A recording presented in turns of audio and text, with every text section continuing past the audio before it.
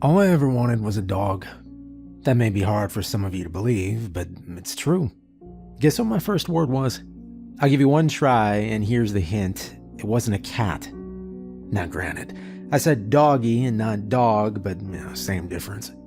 Yep, before saying mom or dad or Santa Claus or whatever it is that children say when they finally decided to move their mouths, I made it clear I was a dog person. Now here's the cruelty of it. My mother hated dogs. Wasn't her fault exactly. She'd been bitten as a kid by a golden retriever of all things. Yes, imagine Air Bud giving my poor sweet mother a lifelong terror of one of life's best creations. I asked her about it when I was older. She said it was a neglectful younger couple, left their dog outside all the time for years on a small chain tied to a tree. I can understand why I was angry. That's not any life for a dog, especially something as smart as a golden. Well, one evening Mom was walking by. Maybe it wanted company, because it snapped that leash off, ran right at her, and bit her on the ankle. She said it drew blood. Nothing terrible or anything, but it was enough to scar her for life. So anyway, you can imagine that my mom was less than thrilled by my first word. I mean, how does that even happen exactly? We didn't even have a dog. She'd never allowed dogs over. My mom couldn't figure it out. She must have racked her head good on that one. Eventually, she just defaulted to, must have left the TV on and some stupid dog movie was playing. Tell you the truth, though, I don't think that was it. I think it was something more. And I suppose that's where our story begins. Well, try as I might, I could not get Mom to let me have a dog. 3 times I tried to bring a dog home. Serious tries, at least. 7, if you count the more stupid ideas. And every time I brought one home, or tried to dog sit for a neighbor, or anything, Mom would freak out and say, absolutely not under any circumstances. And we'd stay mad at each other for exactly 24 hours. Not sure why it worked like that, but it did. Now, there are positives and negatives to childhood. Good things and bad. The good, you don't have to get a job, you don't have to worry about the stock market, and you don't have to show up to a job you hate 20 years in a row. You can play baseball outside as late as you want, go on adventures, not worry about a damn thing. But, and this is a big one, if your mom absolutely hates dogs, there is not a thing you can do about it. On May 20th, 2010, that all changed. I turned 18, and by 6 a.m., I'd packed my bags, thrown them into a rusty Ford Cavalier outside I got for $1,100, and was headed to the local animal shelter. Now, over the previous year, I had stopped by Angel's Animal Shelter no less than 19 times. I ended up getting a part-time job there, around visit number 6. Nothing glamorous, mostly cleaning cages, walking dogs, restocking food bins. Fred said if I was going to be haunting the place anyway, might as well get paid for it. So I did. I worked Saturdays and a few afternoons after school, just enough to keep gas in the Cavalier and my foot in the door. It was kind of torture though, because when I saw a dog I liked, what exactly could I do? I could just wait and wait. By now, I knew every face in the kennel, or at least I thought I did. Hey there, youngster. Fred grinned as I parked the Cavalier. Badly, I might add. Is it that time already? Man, year flew by, huh? You kidding me? I began. This year was slow. Longest year of my life, I replied. Well, it's a good thing you're only 18 then, Fred grinned. You'll have longer years, trust me. Fred was average height, little heavyset, looking to be going on, 60. He was the owner, the manager, and janitor, and whatever else needed to be done in the place. We'd gotten along well from the start, and he knew today was going to be a challenge. Any newcomers? I asked. Fred shook his head, taking a sip of coffee from a world's best boss mug, which he most certainly got himself. Since 8 p.m. last night? No, I think not. If anyone knows this entire roster, it's you, kid. I nodded, deep in thought. Fred took out his Grateful Dead key loop, found the right one, and with a slow creak, the kennel door opened. We began our rounds. Well, Border Collie? Maybe. German Shepherd? Maybe. You know which one? Maybe. Fred chuckled. I paced, looking through each door, and just then something strange happened. I heard a new bark. There was a room at the very end of the corridor. Storage, I thought. I'd never seen any dogs kept back there. But that bark definitely came from behind it. Hey, Frank, that come from that room way back there? No. You sure? Yes.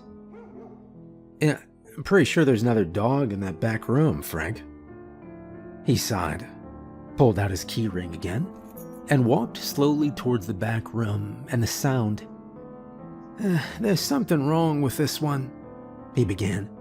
He can take a look, but we gotta put him down next week. Angriest animal I have ever seen. He bites someone? I asked, as Frank fiddled with his keychain, still searching.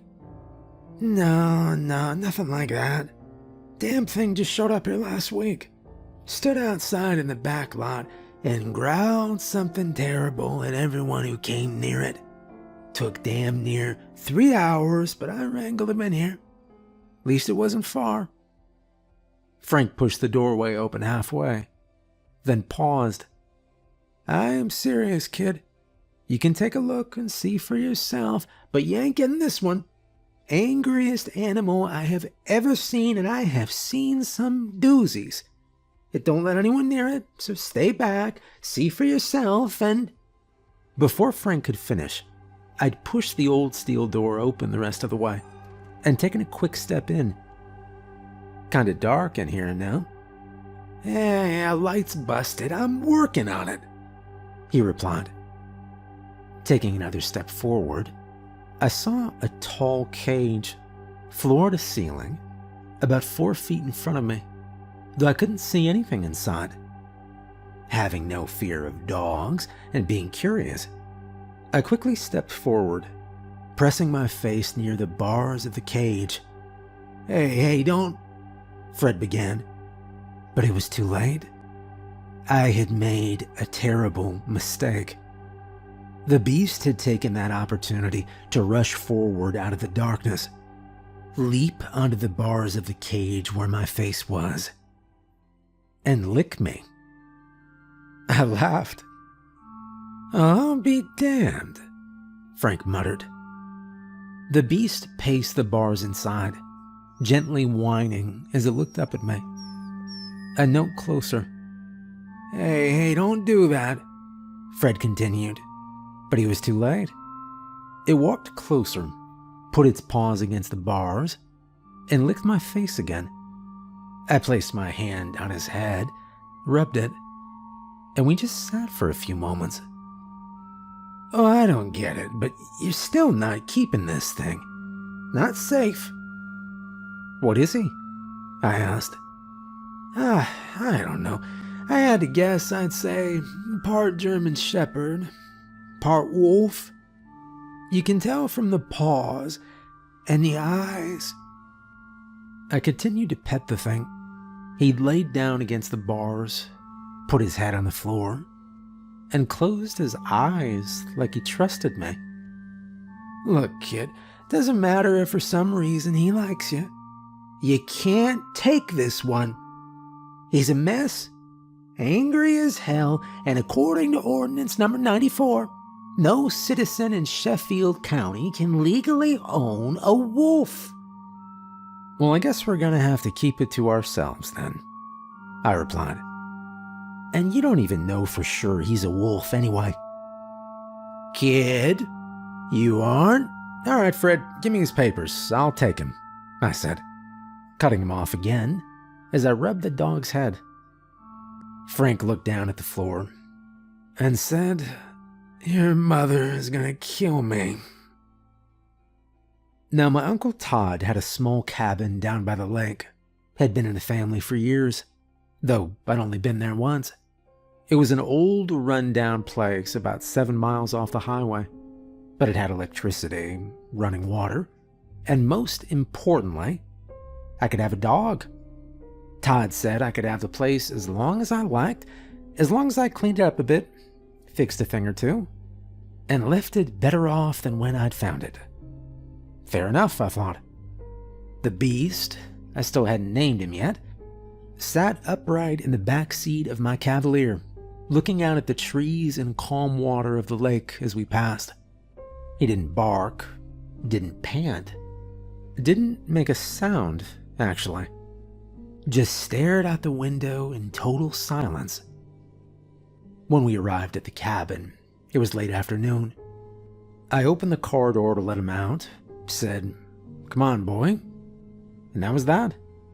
He jumped out, licked the side of my pants, and was close by my side as I opened the trunk and got out supplies. A couple big jugs of water, just in case, a couple days worth of canned food and noodles. "I forgot dog food," I said. "I guess you're eating noodles, dude." He seemed to be okay with that. I walked up the muddy drive and stepped onto the porch of the old cabin.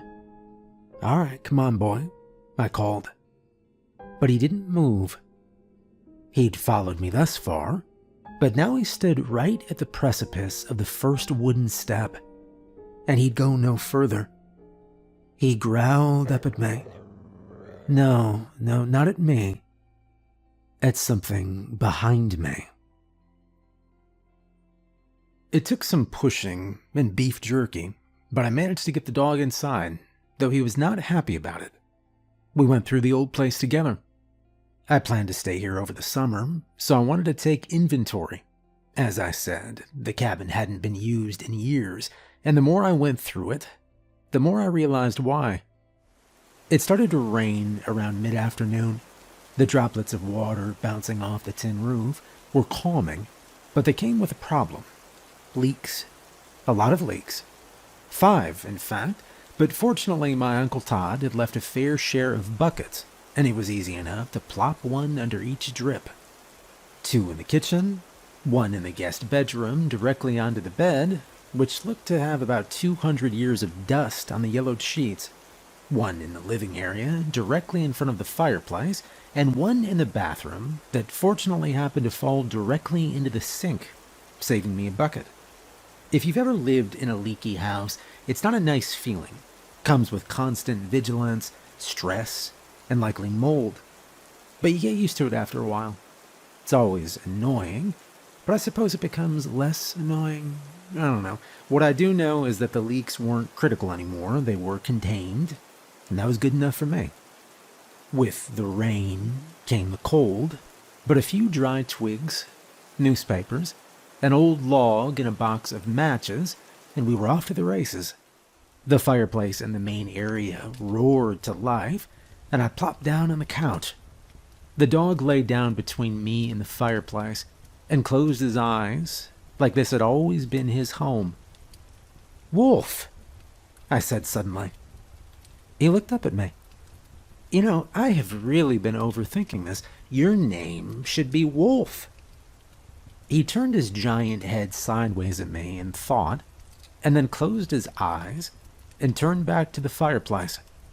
He seemed to agree. Wolf it is.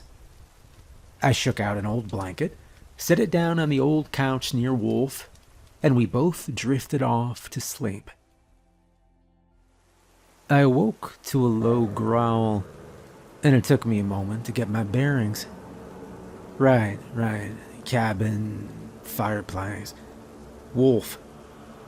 A flash of lightning, and then a low rumble lit up the cabin window above the porch. Wolf got up and trotted over cautiously to peer outside. Thunder. Louder this time. "What is it?" I asked him. He looked over at me, then quickly back out towards the storm. I was glad he was here.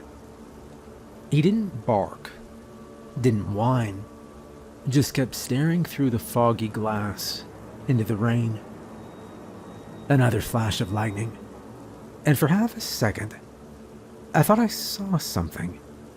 Not movement, not a person, just a shape. Tall, upright, and then it was gone. I stood slowly, walked toward the window, leaned over Wolf to get a better look. Nothing. Just the trees swaying and the black lake beyond. You saw something? I asked him. He didn't move, but his ears twitched. And that's when I heard something. A thumping sound. It wasn't thunder. It came again 5 seconds later. Heavy, dull, like something dragging a tree trunk through mud. Not fast, not frantic, just deliberate. I reached over to the kitchen counter and clicked off the lantern, letting the room fall into shadow. Another flash of lightning, and this time I saw it clearly.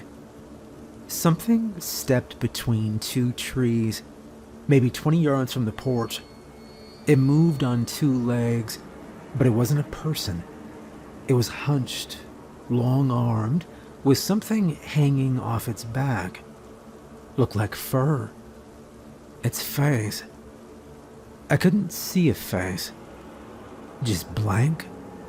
Like the skin didn't fold right. Like it'd been pulled tight over something it didn't belong to.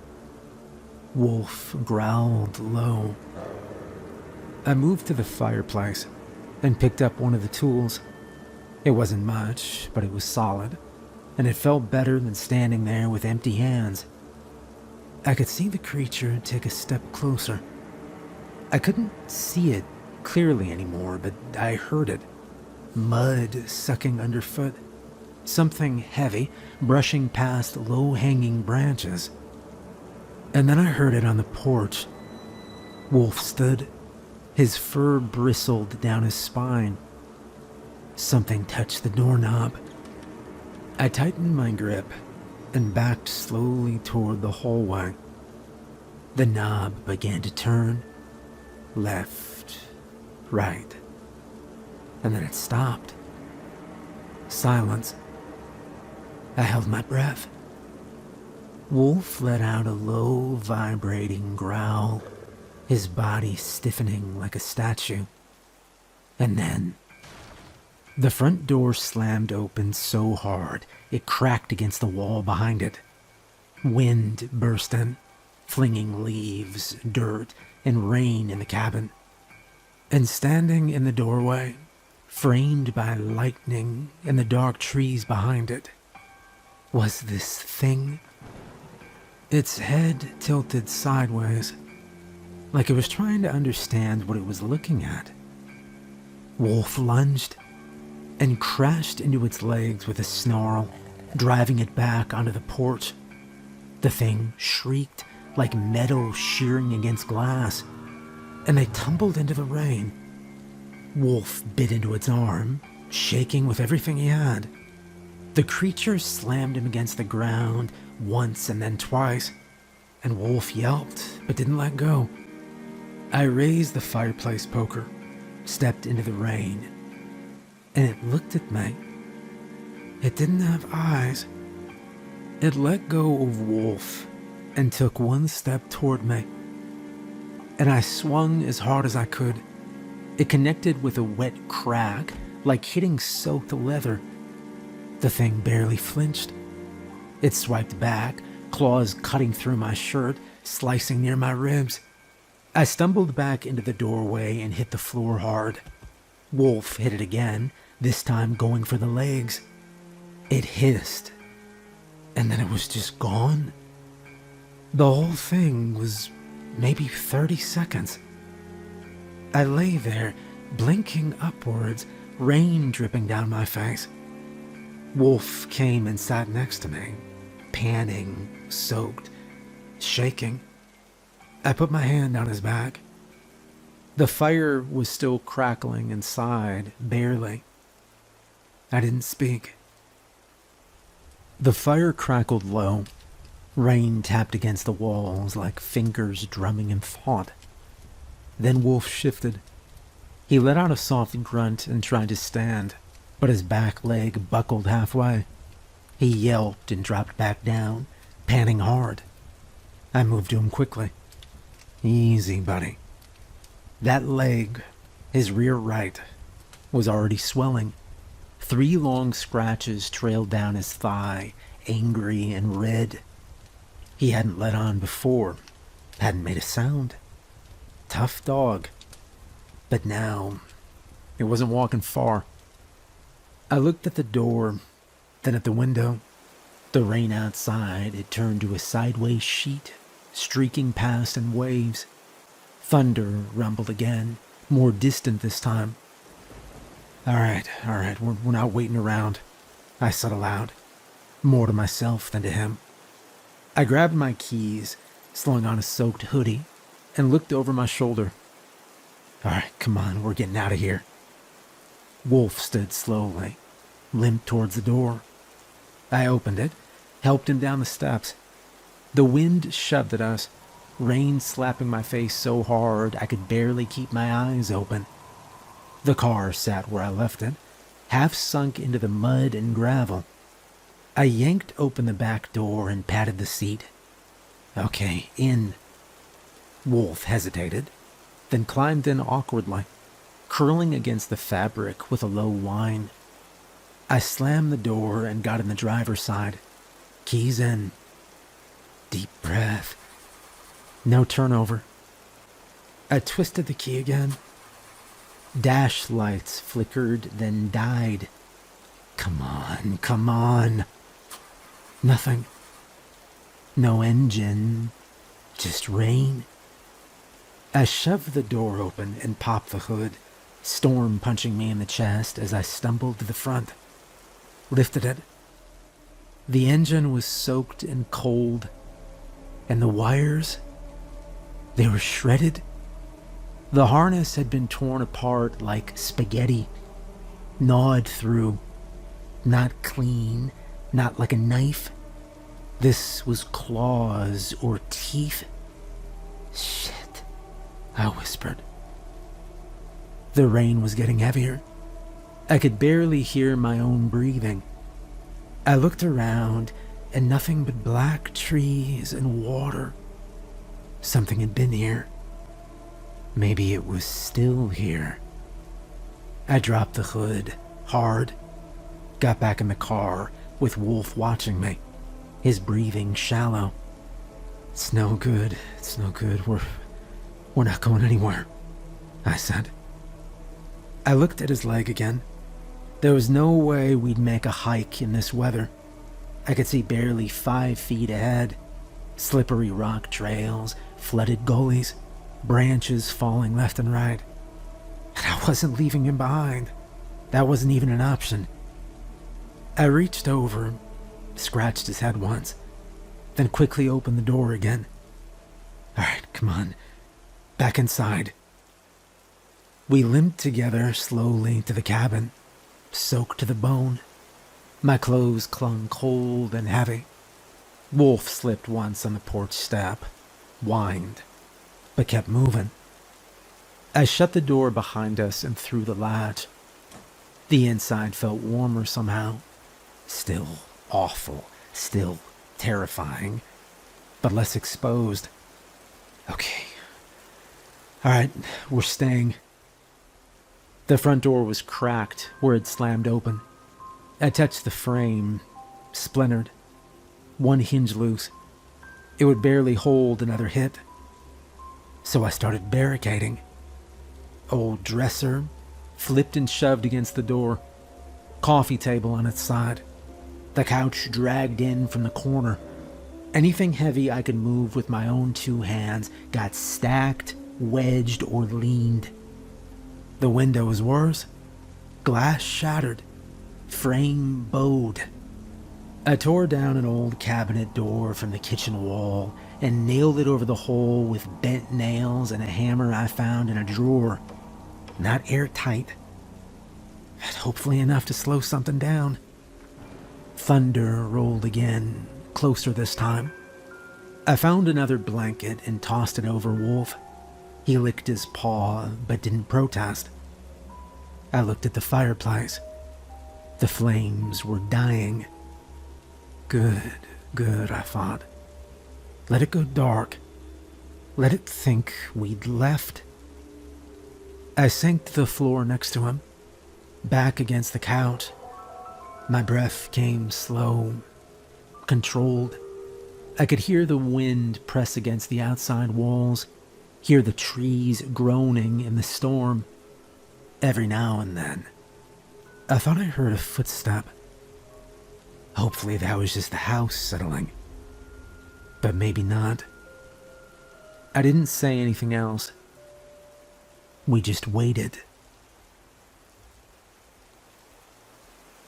The storm raged against the walls like it wanted in. Wind pushed and howled through the gaps in the window frame, slapping rain sideways into the boards I'd hastily nailed up. The fire was down to embers. I left it that way. No need to advertise we were still in here. Wolf lay beside me, one leg tucked awkwardly under him, chest rising and falling in steady, shallow breaths. Every so often, his ears twitched, and his eyes flicked toward the walls. He wasn't sleeping tonight. Neither was I. And then came a new sound. Not thunder, not wind. Scraping. I froze. Wolf's head shot up. It was coming from the back of the cabin, low, dragging, just beneath the floorboards. The crawl space. Shit, I whispered. I stood slowly and crossed to the kitchen. Wolf tried to follow, but stumbled. I motioned him to stay. The sound continued, deliberate and slow. The back of the cabin had an old cellar-style trap hatch, led to the crawl space. I hadn't thought to check it earlier. I didn't even know if it was still latched. Apparently, the thing did. I stepped into the narrow hallway that led to the back door. The sound was louder here, right beneath my boots. My breath fogged in front of me. Another scrape, then a creak, wood flexing. I bolted to the end of the hall, threw open the narrow supply closet, and found the cellar latch inside. It was shifting. The hook lock, rusted and old, was bending outward. Something was pushing up from beneath. I slammed the closet shut, shoved my back against it, and screamed for Wolf. He limped into view just as I spotted a hammer and a box of nails on the counter. I grabbed both and drove 2 nails straight through the door frame and into the closet. And then the noise stopped. Silence. Just the sound of our breathing. And then headlights. Blue and red.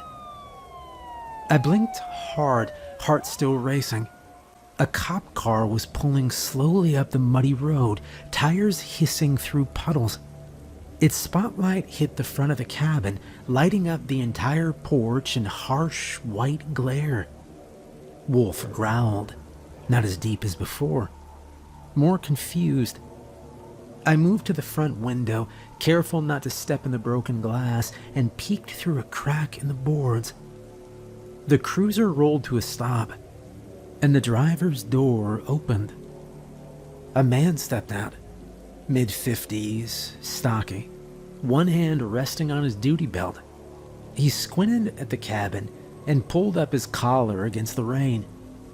"Hey, anyone in there?" he called. I looked at Wolf. He stared at me like he knew better. I opened the door anyway. "Hey!" I called. "Don't come closer!"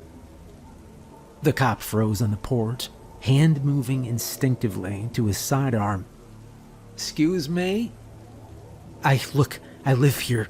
My uncle owns this place. Listen, there's something out there. You need to get back in your car and... All right. Look, this property's been listed vacant for years, kid. I know. Look, I can explain this later, okay? Right now, we need to go. There's something out here. It's not a person, okay? It's not... His expression shifted, eyes narrowing. He took a slow step forward. You say there's something out here? And then, in the flash of a lightning bolt, it was behind him. The creature stepped out of the woods like it'd been waiting for the cue. No growl, no screech. Just fast. Its long arms reached around the cop's shoulders before he could even turn. Behind you, I said. But it was too late. It twisted. The cop's head turned too far, too fast, until it detached completely with a snap, and it thudded against the wet grass. I screamed. Wolf barked sharply behind me. The creature dropped the body like trash and raised its head, that blank, eyeless face locking onto me. I slammed the door and drove the last 2 nails I had into the frame with shaking hands. Wolf limped beside me, fur standing on end, growling low and constant. Outside, the radio from the cruiser crackled to life. "Unit 12, come in." A wet, dragging sound passed across the porch. Then silence. Wolf and I backed away from the door, side by side, until our backs hit the far wall.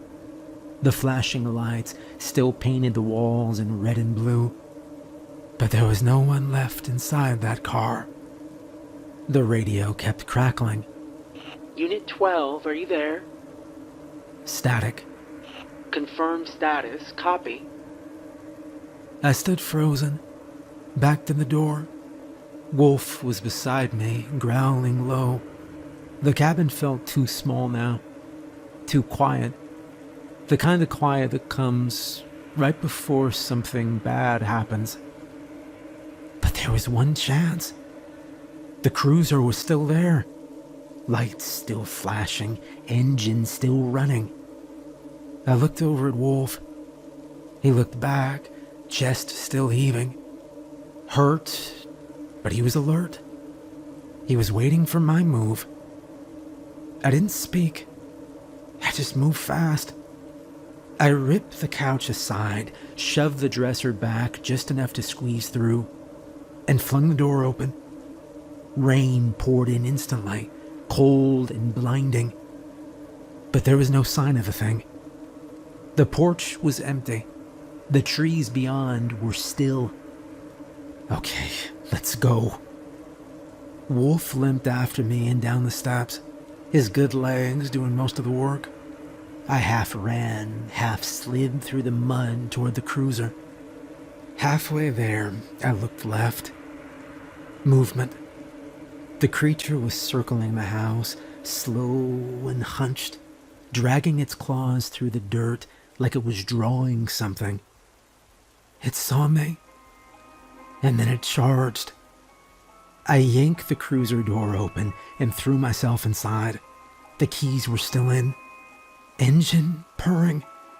The moment I hit the seat, I slammed the lock button. Come on. I reached over and opened the passenger door. Wolf scrambled in, whimpering, and collapsed on the seat. The thing hit the hood hard. Its body cracked the windshield, claws slamming against the glass. I could see its face now, eyeless, wet. It crawled halfway up the roof, thudding as it went. I slammed it into reverse and hit the gas. The cruiser peeled backward, tires splitting mud and gravel. The creature slipped off the roof and rolled to the ground in front of the porch, and I shifted into drive, and then I floored it. The car roared forward, and just as the thing started to rise, we hit it head on. It rolled over the roof with a deep thump, then vanished behind us in the side mirror. I didn't stop, didn't look back. The road was a blur of trees and mud. Branches slapped the windshield. The car fishtailed on a tight curve, but I held steady. Wolf was panting beside me, bleeding on the seat, his eyes locked on the road ahead. The rain finally started to break. The sky lightened just a little. Not dawn, but less dark. I didn't speak. I just drove. And behind us, somewhere deep in those woods, something screamed. Not like a person. Not like any animal I'd ever heard. Just one long, violent wail that rose and broke apart in the trees. We drove straight to the nearest sheriff's station. Took almost an hour. I was soaked, bleeding, half in shock. Wolf was curled up, silent the whole way. When we got there, I told him everything. Well, almost everything. They asked about the cruiser, the blood, the missing deputy. I gave them what I could. They looked at me like I was nuts, but they still sent 3 cars out to that cabin. They found the house, the broken window, the claw marks on the door. They even found drag marks near the porch. But they didn't find the cop's body. Not a single trace of him. They questioned me for hours, and then they just let me go. Told me to stay close and call if I remembered anything. I didn't. I didn't go back to the cabin. I never will. But I think about it sometimes. About that night. About whatever that was out there in the storm. And about Wolf.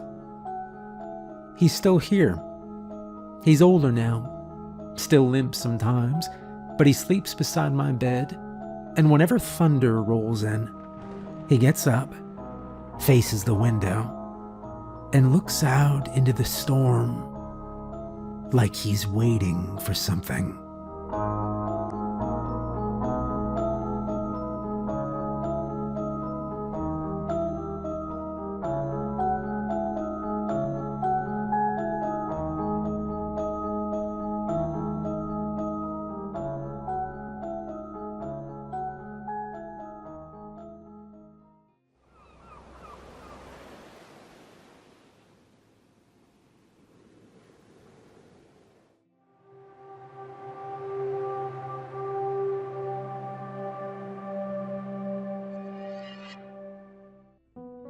My name's Ryan Miller, 31, single, and about 2 paychecks away from selling plasma again.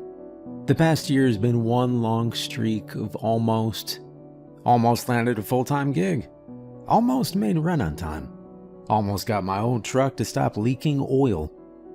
I was laid off from my warehouse job last March and have been piecing together side hustles ever since. DoorDash, junk hauling, flipping estate sale furniture, anything that'll pay by the end of the week. That's how I got into storage units. It started simple. Buy a unit, dig through it, flip what you can.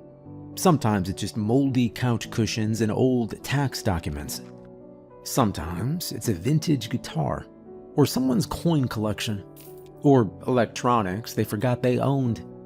You roll the dice, open the door, and pray something in there is worth more than the $300 you dropped on it.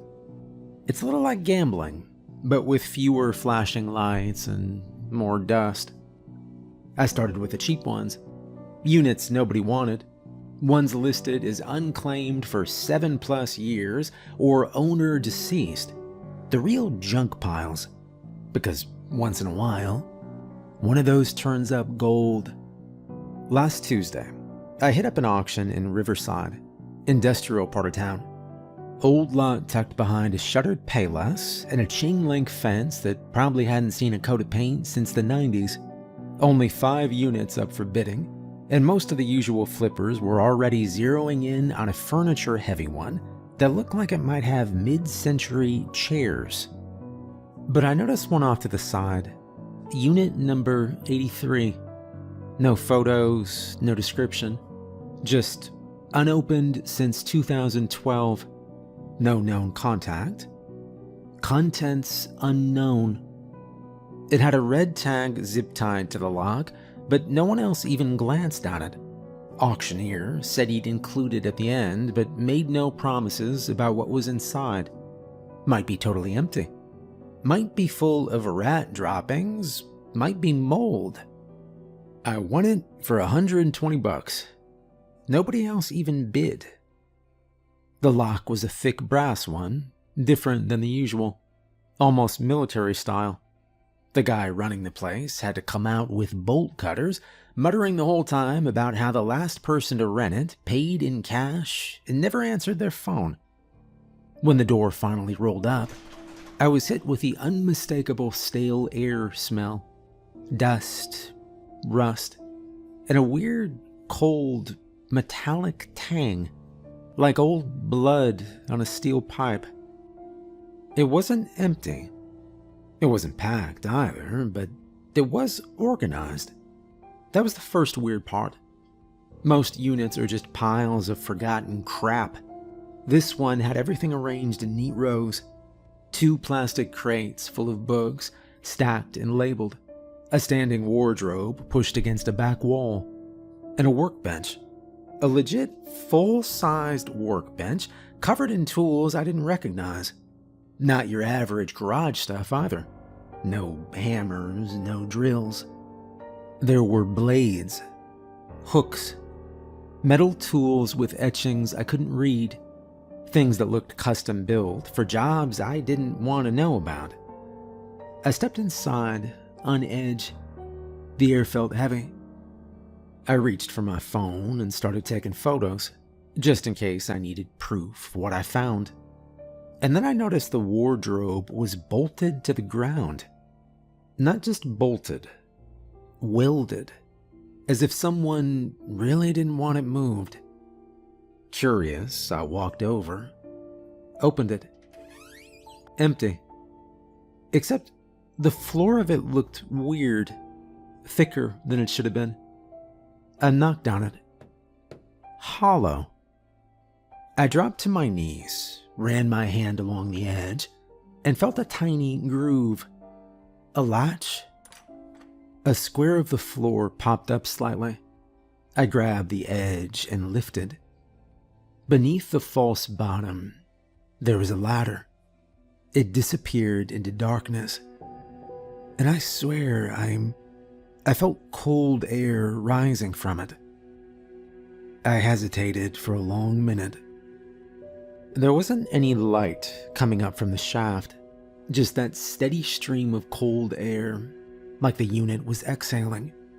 The ladder was iron, old but solid, bolted to the inside of the hidden chamber.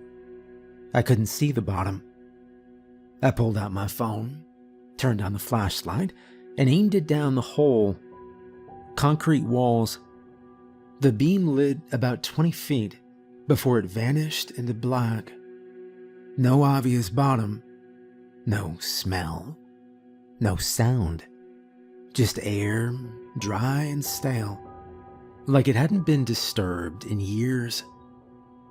I should have walked away. But I'd paid for this unit, which meant this was mine. Whatever was down there belonged to me now. I grabbed a wrench from the workbench and tucked it into my jacket pocket, just in case, and started climbing. The metal rungs creaked, but they held. 10 feet, 15, 20. The temperature dropped with every step until I was sweating with nerves but shivering from the cold. My boots touched concrete and I froze, letting the light sweep the room around me. It was a bunker, square-shaped. No windows, no door, just concrete walls lined with industrial shelving and steel cases. A single bulb hung from the ceiling by a frayed wire, long dead. The air smelled like leather, dust, and something faintly electric. To my left, a row of black plastic bins. Each was labeled in faded white marker. Hunter Kit, number 3, Eastern Variants. Photos, verified entities, 1972 to 2004. Salt, silver, bone. To my right, maps, dozens, folded, pinned, some spread out across a drafting table. Most had red markers, handwritten notes, strange coordinates. A few had faded stains, dark brownish red. I opened one of the kits, and inside, wooden stakes, carved and old. A revolver with strange engravings along the barrel. Vials of liquid, blue, amber, green, each labeled in shorthand. A notebook with half the pages torn out. The rest, notes, field notes. Dozens of entries, all in jagged handwriting. June 18th, 1996, Utah. Type 2 mimic, female presenting. Notes: took over local librarian's life, didn't feed for months, finally cracked and drained a family of 4, burned out the nest, no survivors, no backup, still hearing it sometimes, in dreams, not sure it's dead. I dropped the notebook and backed up. This was real. This was all real. I moved to the back wall, where a massive corkboard had been bolted in place. Strings ran between Polaroids, clippings, and hand-scribbled notes. It was like stepping into the middle of an investigation, one that spanned decades. The photos were what got me. Each one was labeled with a name, age, and location. At first glance, they looked normal. People at parks, bars, schools, walking down the street. But the longer I stared, the more wrong they became. One man's shadow didn't match his pose. One girl had no pupils. Another guy had no reflection in the window behind him. And then there was the last photo. It was tucked in the bottom corner of the board, half covered by a faded receipt and a push pin jammed in sideways. No name, no age, no location. Just a black and white Polaroid of a man standing in front of what looked like a motel room. Number 6B. He wore a long coat, hands in his pockets, and was looking straight at the camera. His face was clear, but the moment you focused on it, it felt like your eyes slid away. I blinked, looked again. He was smiling. Too wide. It was wrong. I pulled it from the board. On the back, in smudged pencil, was, "Do not engage. Follow-up required.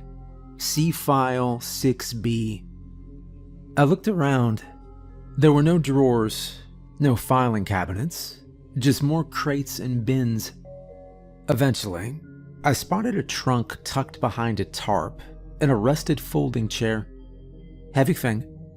Inside, rows of manila folders marked with codes and dates. I dug until I found 6B.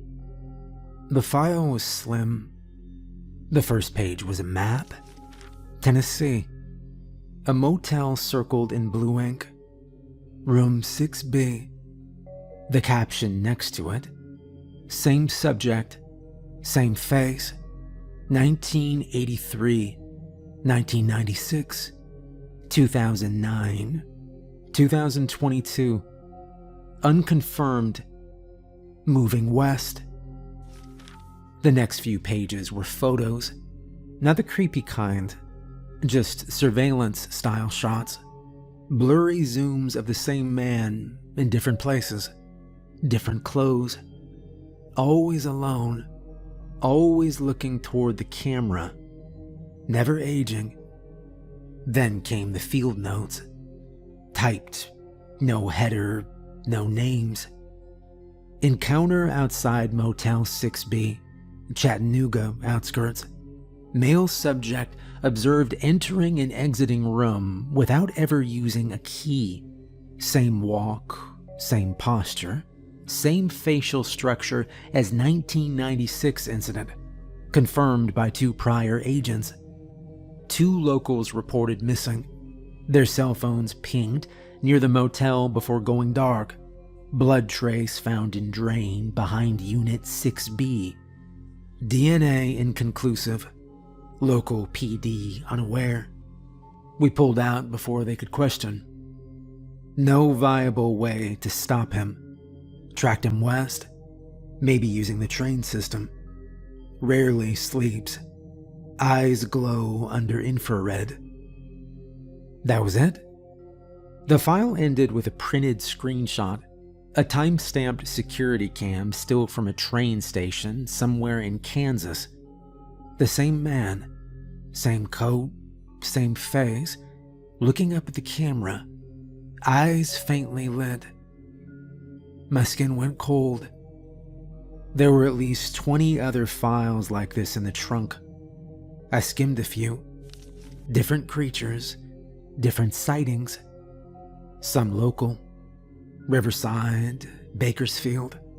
One said something about feral changelings near a rest stop on I-5. Another was just labeled Chatterbox and marked with a blood stain on the inside of the folder.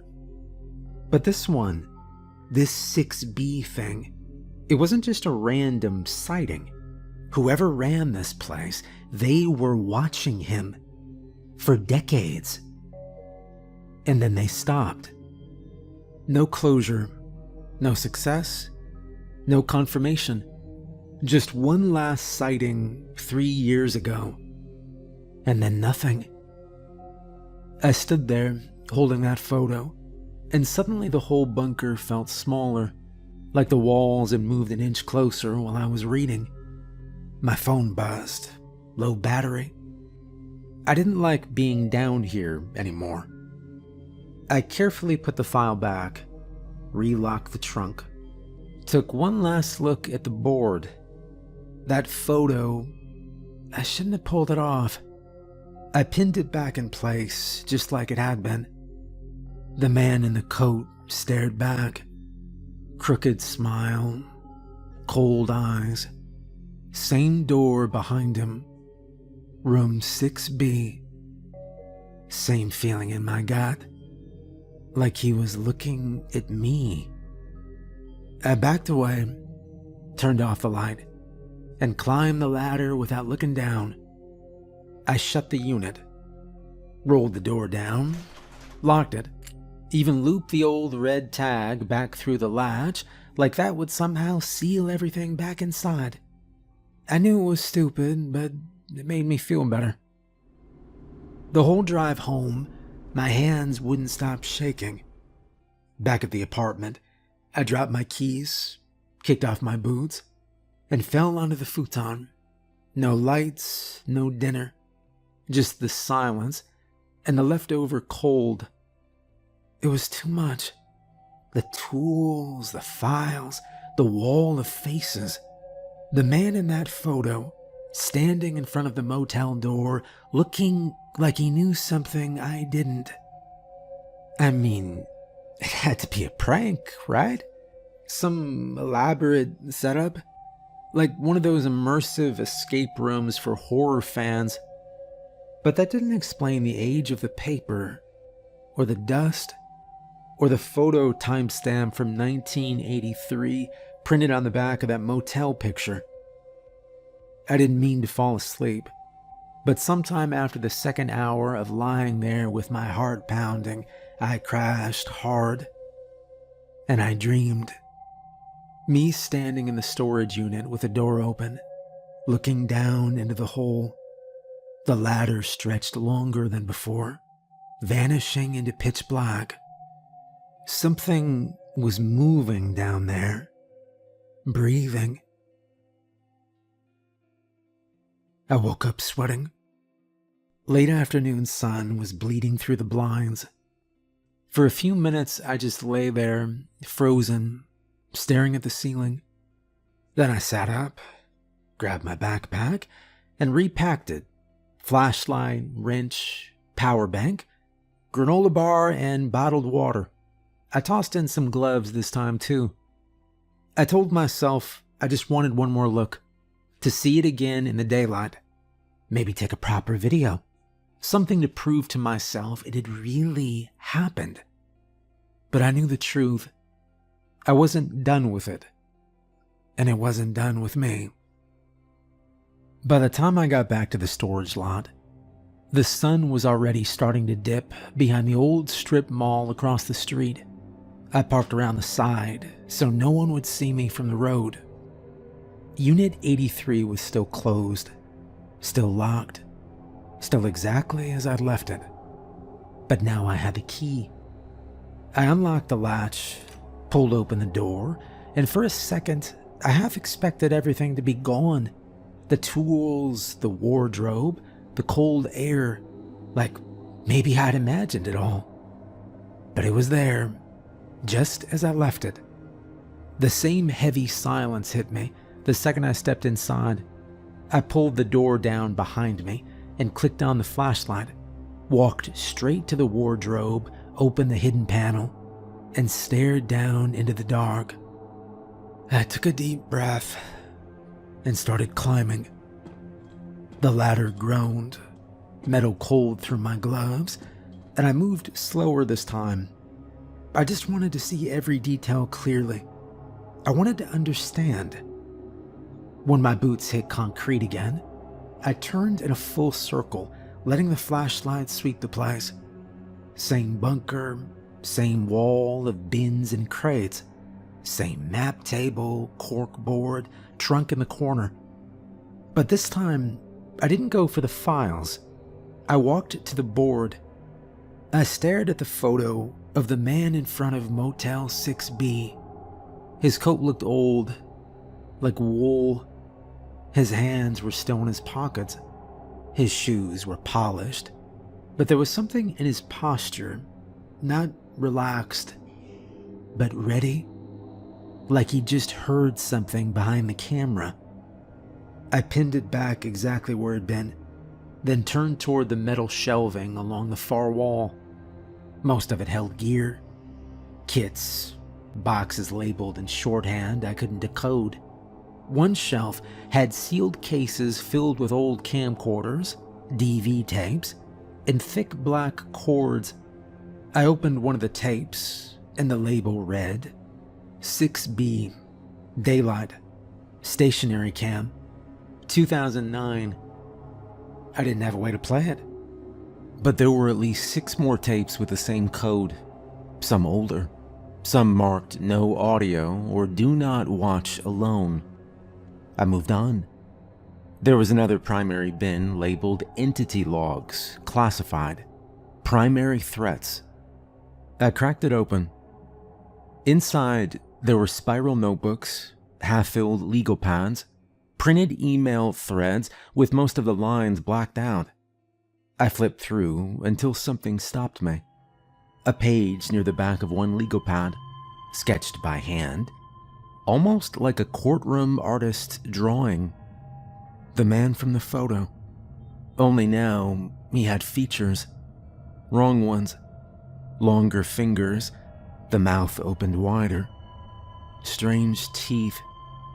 His eyes were gone. Just dark hollows, smudged like the ink had been rubbed after drawing them.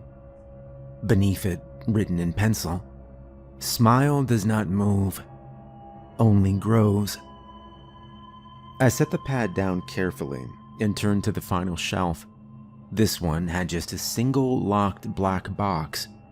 On top was a note. "If found, do not act alone. See logbook Red A." Red A wasn't anywhere I could see. No shelf label. No box that matched. I stepped back and looked at everything again. This wasn't a workshop. It was a war room. And whoever had used it last, they were losing.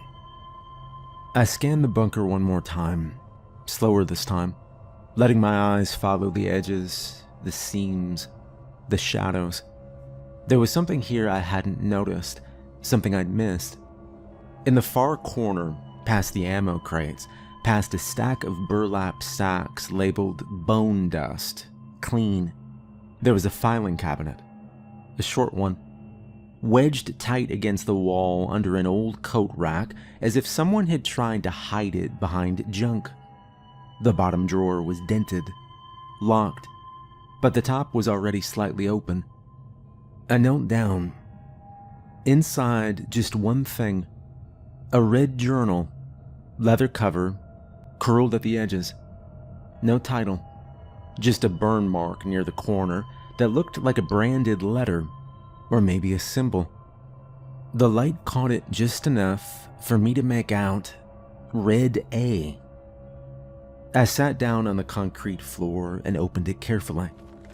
The handwriting was tight, mechanical. No wasted loops or flourishes. This wasn't someone venting their feelings. This was documentation. A ledger. The first half was filled with creature profiles. Names, types, weaknesses, classifications. Most I didn't recognize. But around the halfway point, a new heading was scribbled in darker ink. 6B, code, blackout. I turned the page. First sighting verified 1952, Missouri. Confirmed visual match to 1967, 1981, 2009. Same face, same clothing. No signs of age. Attempts to follow unsuccessful. Entity enters room 6B. Door closes. Exit never witnessed. There were location tags, all rural, all isolated, all motels with the same floor layout, same numbered door. Feeds discreetly, it read. Always leaves town before full investigation. Evidence suggests does not kill indiscriminately. Targets chosen. Patterns unclear. Then a list of names, cities, victims. All disappeared. It read, silver ineffective, religious symbols ineffective. Subject maintains human appearance in daylight, nighttime behavior unknown. No footage confirmed. Another page, then a sketch. Crude, pencil on paper. A figure in a coat, except the coat was drawn open, and underneath it wasn't flesh. It was segmented and rib-like. The chest was split open, almost like insect wings folded out from the center. Dozens of thin, clawed arms extended from the cavity. The caption beneath it chilled me. Final form observed. Hunter R. Whitlock, last seen 2009, Georgia. Presumed dead. This was it? This was the last entry. It read, tracked to roadside motel, room 6B. Confirmed subject still active. No exit observed. Waited 9 hours. Approached at 2:31 a.m. Knocked. Door opened. He was inside, awake, standing, like he expected me. The writing got worse near the bottom, slanted, rushed. It read, "I fired 3 shots into the chest, point blank, center mass. Subject did not fall. He smiled and said my name." The final sentence wasn't written. It was carved, pressed so hard into the paper, the page beneath had nearly torn. It read, "How did he know my name?" That was it. I closed the journal and sat in silence. For a long time, I didn't move, didn't think. My hands felt numb, and the concrete floor beneath me felt colder. There was no dramatic twist, no final answer, just a dead end with one terrifying truth. Whoever this monster hunter was, he failed. And the thing he was tracking, it's still out there. I sat there for what felt like an hour, the red journal heavy in my lap. I wasn't a monster hunter. I didn't know spells. I didn't even own a gun. But the idea of walking away, of knowing this thing was out there and doing nothing, that was worse. If I couldn't stop it, maybe I could do the next best thing. Figure out who it was going after next. And try to save him. I packed up the red A journal, snapped a few more photos of the room and the cork board, and climbed back up the ladder. When I reached the top, I shut the false bottom and locked the wardrobe back in place. The air in the unit felt thicker now, like it knew what I'd seen. I didn't sleep that night. Instead, I sat at my tiny kitchen table with the journal laid down in front of me, scribbling notes on a yellow legal pad. The names in the file were mostly first names only. No last names. Some just locations and ages. A lot of them were dated 1981, 1996, 2009, always spaced about 13 years apart, which meant if the last confirmed sighting was 2009, then 2022 was the next cycle. We were already in it. The sketch in the journal showed a motel door, room 6B. I checked online, figured it'd be a stretch, but maybe there was a connection. It took me 3 hours, but eventually I found it. A motel off the I-10, a few miles outside a small town in central Texas. Still had an active listing online. One of the photos showed the layout of the building. And there it was, room 6B. Same numbers, same exterior, same corner tree. My stomach dropped. I called the number on the website, and a woman answered. She sounded tired. I asked if someone was staying in room 6B, said I was doing some family history and was curious. She said no. That room was booked out long term. A man, quiet, paid in cash, been there 6 weeks. I asked for a name. She paused, said she couldn't share that. But then she slipped up, muttered something under her breath. "That guy gives me the creeps." That was all I needed. I packed a bag, just essentials. Phone, flashlight, snacks, journal. Then I stopped myself. The silver hook. I didn't know what it was for, just that it was old, heavy, and carved with symbols I couldn't read. I threw it in anyway. What was I even gonna do? Knock on the guy's door? Tell him I knew he was a centuries-old monster and that, he should probably cut it out. No. But I could watch. I could wait. I could see if someone else showed up.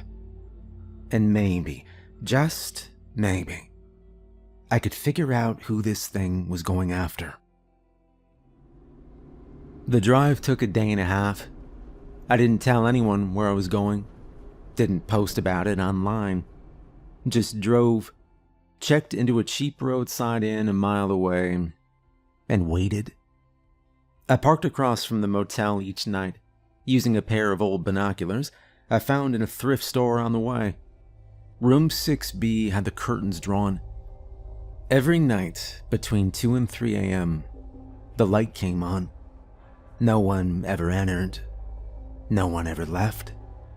But on the fourth night, a car pulled in around midnight. A woman stepped out. Young, probably early 20s. Long dark hair, backpack slung over one shoulder. She walked to the lobby, checked in, and was handed a key. 6A, right next to him. I watched her enter, door closed, light on. My hands started sweating. The night passed. Nothing happened. Next night, same routine. Light in 6B came on, then off. Nothing else. But on the third night after she arrived, she came out to smoke. It was around 1:45 a.m. I saw her lean on the railing, staring off into the woods behind the building. She looked tense. Not scared exactly, just off, like she hadn't been sleeping well. I took a photo of her car, checked the plates, ran them through a public records database I paid $15 to access. Her name was Kelsey Romero, 23, from Phoenix. No criminal record, nothing weird, just normal. Which meant she fit the profile. The others in the Red A journal, they didn't seem like bad people, just unlucky. I drove back to the motel, heart pounding, sat in the dark and stared at the file. And then I did the one thing I told myself I wouldn't do. I drove to the motel, parked, got out, and I walked up to her room. I knocked. After a long second, the door cracked open. She looked through the chain, cautiously. "Yeah?" "Sorry," I said quickly. "My name's Ryan. Look, I know this is gonna sound insane, but I need to talk to you. Just give me 2 minutes, okay? If it sounds crazy, I'll leave." She didn't answer right away. Just stood there with her hand on the door, her eyes flicking from my face to the parking lot behind me. I could tell she was calculating whether to slam the door or scream. "Look, I'm not a creep," I added. "I swear, Look, I've been researching this place. Room 6B. That did something. Her face twitched. A flicker of recognition, or maybe fear. The door opened another inch. "What about 6B? I pulled the photo from my jacket. The black and white Polaroid, faded at the corners but still clear. The man in the long coat, standing in front of her exact room number. I found this in a locked file. It was taken here. Same room, same building. There's a note on the back that says not to engage, that this guy, whoever he is, he shows up every 13 years. She looked at the photo. I could see the moment it landed, the way her posture stiffened. She glanced back and sighed, then quickly back at me. And then without warning, the hallway light above us buzzed hard and died. The fixture gave one final flicker and blinked out, leaving a faint electrical hum in the silence. Through the gap in her doorway, I could see her bedside lamp flicker, dim, then return to normal. She sucked in a breath. I didn't say anything, just stood there and let it settle.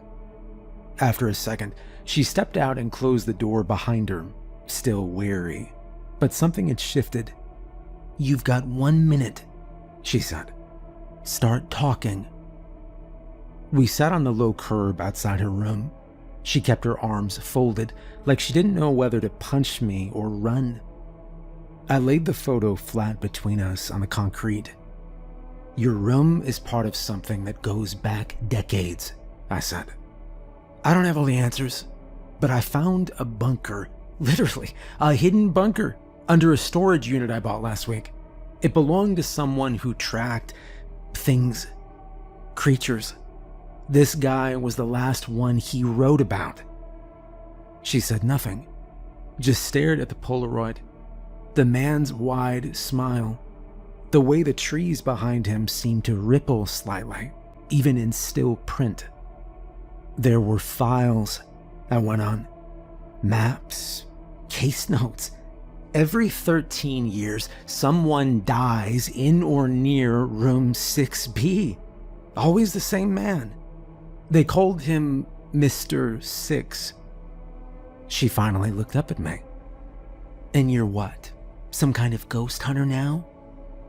"No," I said honestly. "I'm just a guy who bought a unit he shouldn't have. But I believe what I saw, and I think you're in danger." She looked away, chewing her cheek.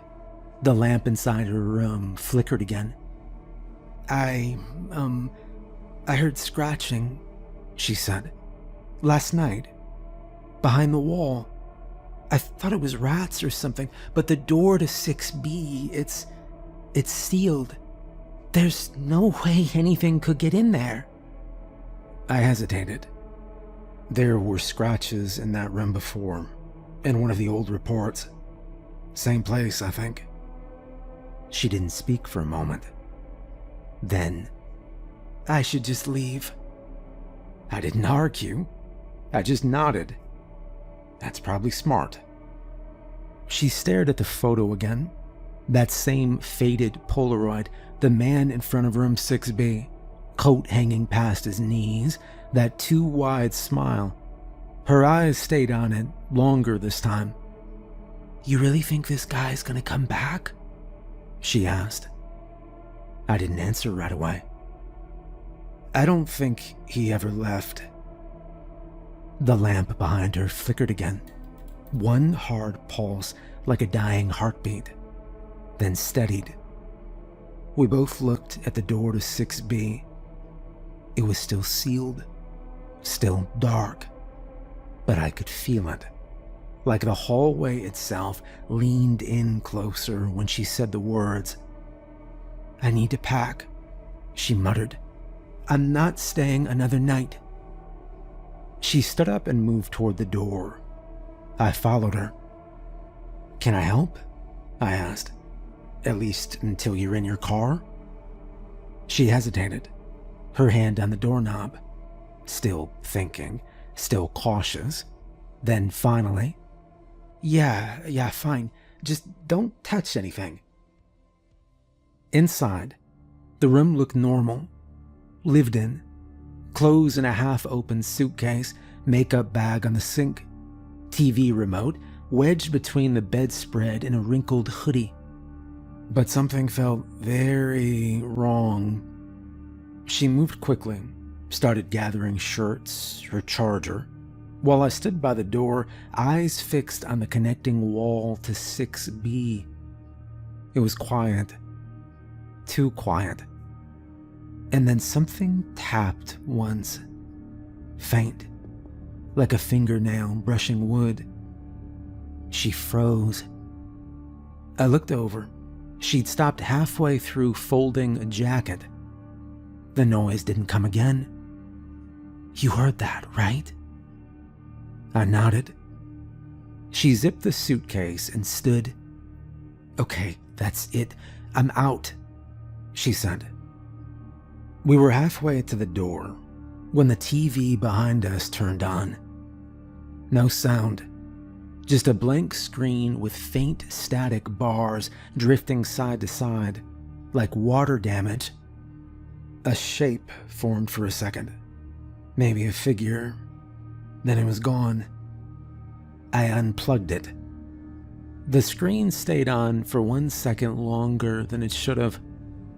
She looked at me. "Yeah, I am not sleeping in here again." We stepped outside. She locked the door with shaking hands and turned to me. "Okay, I'm gonna grab a coffee or something, drive until sunrise, maybe call my brother in the morning." I nodded, but I could feel the hairs on my neck rising. There was a man standing at the far end of the lot. He was perfectly still and facing us. He hadn't been there a second ago. "Don't look," I said. "Just get in the car." She turned away, froze. He was gone. No footsteps, no motion, just vanished behind the edge of the vending machines. She unlocked the driver door, and I stepped back. She paused. "Wait," she began. "What about you?" "I'll be fine," I said. She looked like she wanted to say more, but instead she got in, slammed the door, and turned the key. The engine wouldn't start. First time, nothing. Second, just a sputter. Third, the headlights flickered once, then off. He was back. Closer now. Halfway across the lot. He wasn't walking. He was floating. Just a slow, steady glide. The lights overhead began to shut off one by one. Each bulb fizzed out in perfect rhythm, heading straight toward us, like someone hitting dominoes. With everyone that died, the darkness got thicker. Not just darker, but thicker, like the shadows were crawling inward. Kelsey turned. "Car, now." We ran. I dropped the photo in the gravel. Didn't matter anymore. She fumbled with the keys, yanked the driver's side door open, and threw herself inside. I was right behind her, sliding into the passenger seat as she jammed the key into the ignition. Nothing. She swore under her breath and tried again. Still nothing. Outside, the last motel light above her door sputtered. Glass rained down.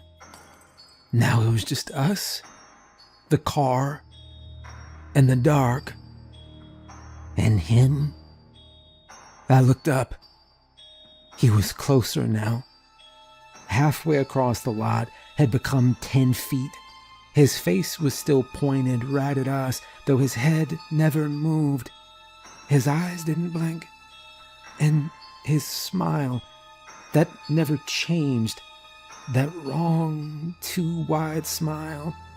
Like he had all the time in the world. "Kelsey." "I know," she snapped, twisting the key again. This time the dashboard lights fluttered weakly. A pulse, then dead again. I was breathing too fast. My chest burned. The cold inside the car was worse than it had been outside, like the heater had flipped to reverse. And then I remembered. The hook. The silver hook with the symbols carved into it. The one from the bunker. I didn't know what it did. I didn't know if it would work. But it had been packed with salt, silver, and bone. I remembered that. And it was still in my jacket. I yanked it out, flipping the blade open. It wasn't sharp in the usual way. It looked ceremonial. Used, not crafted. The etchings were dull, worn from blood or time. Or both. Kelsey saw it and flinched. "What the hell is that?" I didn't answer. I just opened the door and got out. He was 5 feet away now. Still not moving fast, just steady. Like he was following a line nobody else could see. I raised the hook. His head tilted, just slightly, The smile stayed, but his glide, it stopped. It was small, barely a pause, but it was enough. I stepped forward, holding the thing out in front of me like a crucifix. My hand was shaking. Back off, I said. My voice barely came out. He didn't react, just floated there, watching. And then something flickered behind his eyes. A twitch. And the lights on the car flicked back on. "Kelsey," I said, "try it now." The engine turned over once, then again, and then roared to life. Headlights cut through the dark. The figure didn't flinch. He just turned his head the tiniest degree and looked straight into the beam. The smile dropped. I didn't wait. I ran back to the passenger side, dove in, and slammed the door. "Go."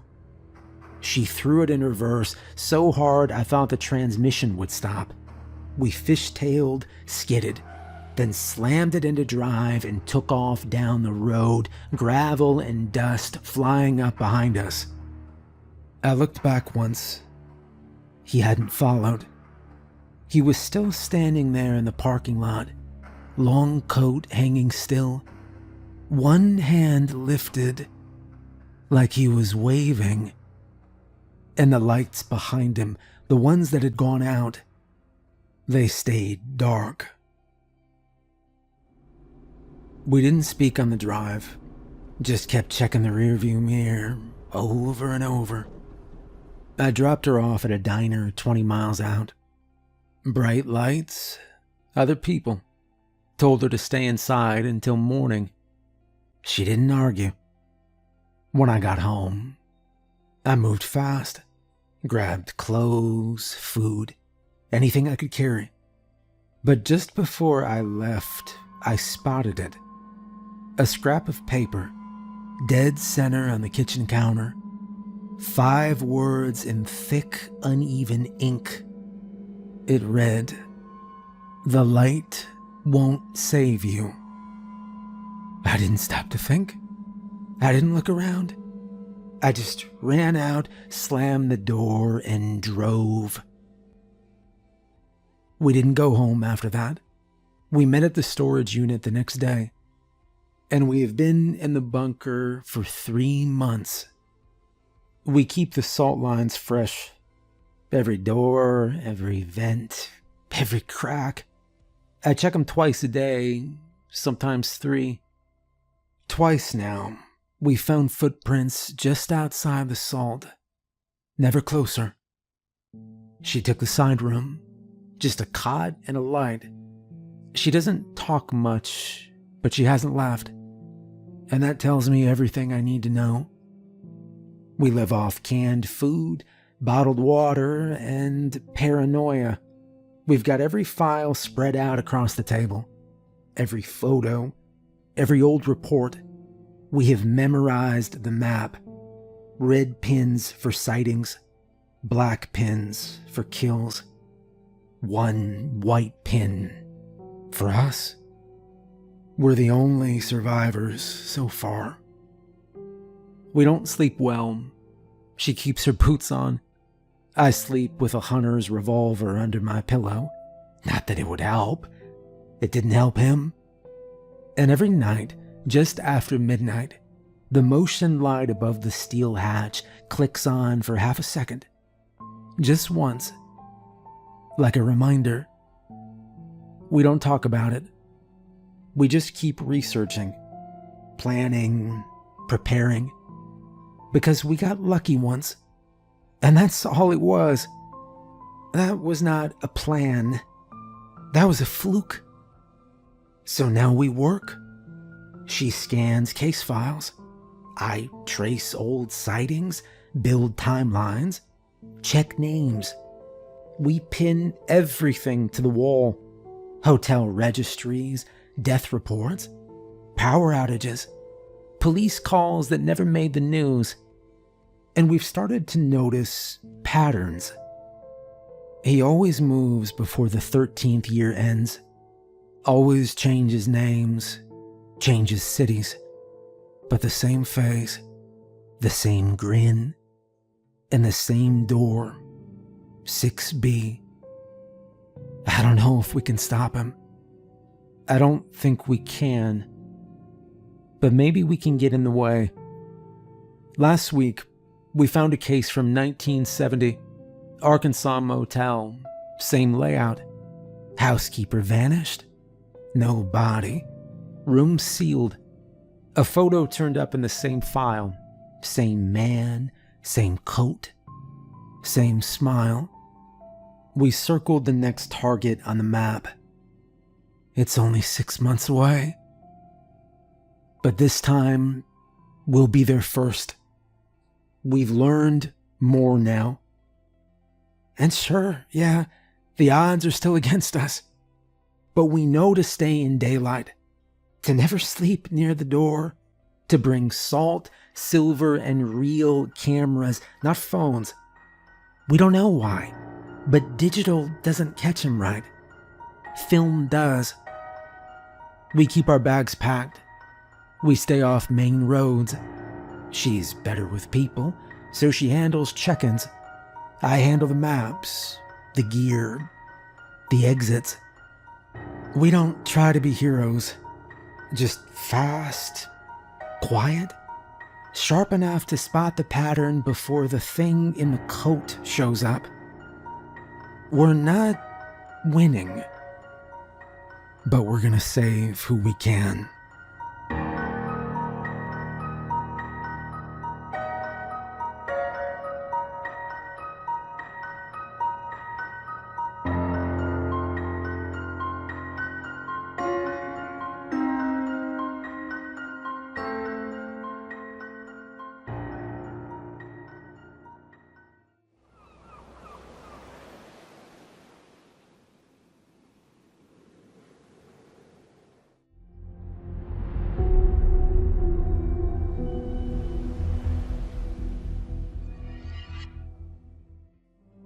On April 5th, Samantha Granger went missing in the town of Daggerland. If you're from Ohio, perhaps you've heard of the place. More likely, you haven't. Daggerland is 60-some miles east of Cleveland, and if you blink, you'd miss it. Get on I-90, pass Euclid, Menor, and keep on going. It's not on most maps nowadays, and there may be good reason for that. It's not easy finding history on the place. I've looked up different accounts myself with little success. Articles date back over 100 years. I've heard everything from the town being part of an old shipping route that silted up and got abandoned, to farmland that went bankrupt during the Dust Bowl. There's mention of a fire along the coast in 1908, burned through a string of old boathouses and took a handful of men with it. After that, the paper trail thins out. It's the kind of place where every generation seems to bury the last one's secrets a little deeper, until all that's left is fog and rumor. All I know is our story starts with little Samantha Granger. Spring in Ohio is wet, especially along Lake Erie, but the first week of April was uncharacteristically bright. There were no clouds, no rain, and the town seemed a bit cheerier than usual. Winter that year had been especially dreary. If you've lived around snow, you'll understand the difference between the beautiful fluffy white kind and the quarter-inch of ugly sludge that seems to coat everything and gets onto your boots. When April came along, it caught the residents by surprise, especially the children, who had felt locked inside for what seemed like years at that point. That morning, the air was clear and the lake looked calm, unusually calm, like someone had pressed pause on the water itself. Birds were out, flags hung still. It was the kind of morning that made people open their windows just to let the smell of thawed earth drift in. A fresh, clean start. Samantha Granger was 8 years old. Quiet kid. Liked puzzles and purple shoes and collecting smooth stones from the beach. She lived 2 blocks from the shoreline, and when her mother turned around to grab her coffee that morning, Samantha was already gone, coat half zipped, barreling down the sidewalk like the world had finally opened back up. They say she must have gone to the water.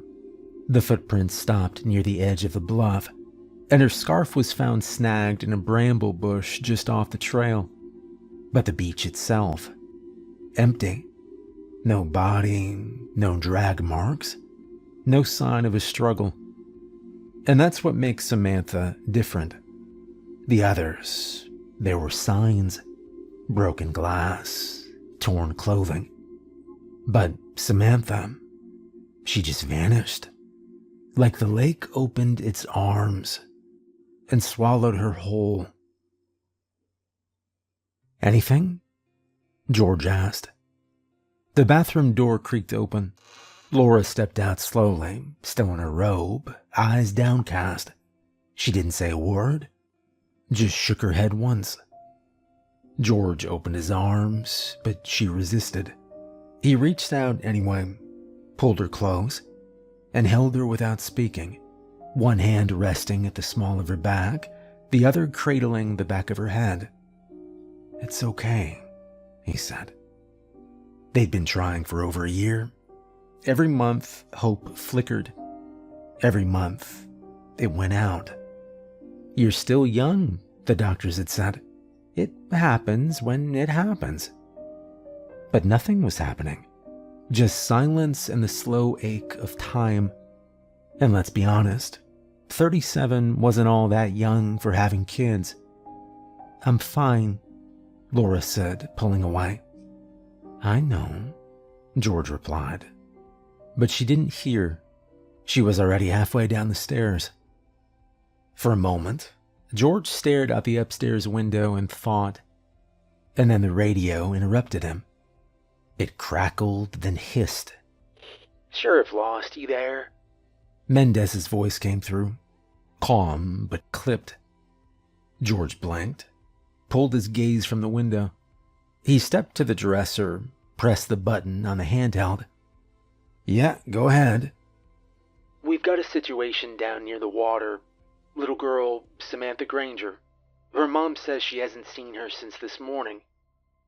"Okay, how long exactly?" "Couple hours. Said she turned around to grab coffee and the kid was just gone. She's worried she ran down to the beach. Apparently the girl loves it there." George was already moving, buttoning his shirt, grabbing his belt off the hook. "I'll be there in 10, he said. The weather held, even down by the lake. Bright sky, soft sun, the kind of early spring day people in Daggerland prayed for after a brutal winter. But as Sheriff George Lost stepped out of the cruiser, he felt it shift slightly. The wind wasn't strong, but at the water's edge it picked up, just enough to carry the smell of brine and damp weeds. He made his way down the familiar dirt path, boats pressing into thawed earth. Mendez stood waiting just past the bluff, near the rocks that overlooked the shoreline. She gave him a small nod. "Where's the mom?" George asked. "Up at the house. Deputies with her. Says Samantha took off a little after 8. Said she always loved the beach right after it rained," Mendez replied. George glanced down at the sand. "You get eyes on her yet?" Mendez motioned toward a narrow drop-off. "Come look." He followed her down to the beach. It was quiet. Not dead quiet, but still. A gull drifted overhead. The lake was calm. "There," Mendez said. She pointed. In the damp sand, you could see them. Small footprints, pressed clearly, headed toward the shoreline. George crouched beside him, following the trail with his eyes. They stopped maybe 6 feet from the edge of the water. No return prints. No sign of panic. Just gone. Something purple caught his eye. Caught in a thorn bush just off the trail, fluttering slightly in the breeze, was a child's scarf. He stared out at the water for a long moment. The sun sparkled off the surface. It looked harmless, even beautiful. But something about the stillness scraped at the back of his mind. Call in drones, dogs, all of it, he said. Mendez hesitated. You think she drowned? I don't think anything yet. But he did. He just wasn't ready to say it out loud. 2 days later, the town gathered at Holloway Park. No one made announcements, no flyers, just a quiet understanding that they'd meet at the gazebo by dusk. The air was still mild for April, low 50s, no rain, the last of the light bleeding out behind the trees. George arrived just after 7. He parked along the edge of the lot and walked the rest of the way in, keeping to himself. People were already there, maybe 30, maybe more, scattered in small clumps, each holding a candle. At the very front, someone had taped up Samantha's school photo. It fluttered slightly in the breeze, the tape on the corners barely holding. A mason jar of violets had been set beneath it. A few stuffed animals, nothing dramatic, just small, quiet things. Her mother stood near the post, alone, wrapped in a heavy coat, hands at her sides. She didn't speak, didn't cry, just stared at the picture like she was waiting for it to change. A few people began to hum. Not a song George recognized, just a low, uncertain harmony, like they couldn't agree on what comfort sounded like. He held his candle, watched the flame waver slightly with the wind. The crowd didn't move. No one sat. No one spoke. They just stood there in the quiet, ringed by cold and flickering light. Somewhere behind him, a child coughed. One candle went out, then another. George looked up. The wind had shifted. Sheriff to base, come in. We've got a code 847. Repeat, code 847. Suspect is, extremely suspicious. George Lost paused in the doorway, coffee in hand, and just watched. 9-year-old Owen Winters sat behind his desk, legs swinging, eyes squinting in serious concentration as he leaned into the radio mic like it was a matter of national security. His backpack was still on, one strap slipping down his shoulder, and Crichton, a thin black German shepherd, was curled up at his feet like a shadow with ears. He followed Owen everywhere. You know, we don't actually have a code 847, right? George said. Owen turned, grinning. Then you should. George sipped his coffee. And what exactly does it mean? Owen looked thoughtful. I don't know, but it's dangerous. Crichton let out a low, lazy huff, thumping his tail once against the floor. George stepped fully into the room, setting his mug down on the edge of the desk. You break into my station again. No, I didn't break in, Owen said. The door was open. I'll have to talk to my staff about that, George replied. I left Crichton outside at first, just in case, Owen added, like that earned him points. But, he gets sad when I get too far. Crichton stretched his front paws forward and made a noise that sounded like agreement. George pulled the chair over and sat. Where's your dad? Hardware store, Owen said. I told him I wanted to come here instead. It's really close, so he said okay. George gave a small nod. He glanced at the stack of files on the corner of his desk, but didn't reach for him. Owen leaned forward, feet still swinging. "It's kind of quiet around town." George looked at him. "Quiet how?" Owen shrugged. "I don't know, people just act kind of weird. Nobody says anything, but they're looking around a lot." George raised an eyebrow. "You always this observant?" Owen thought about it. "Observant?"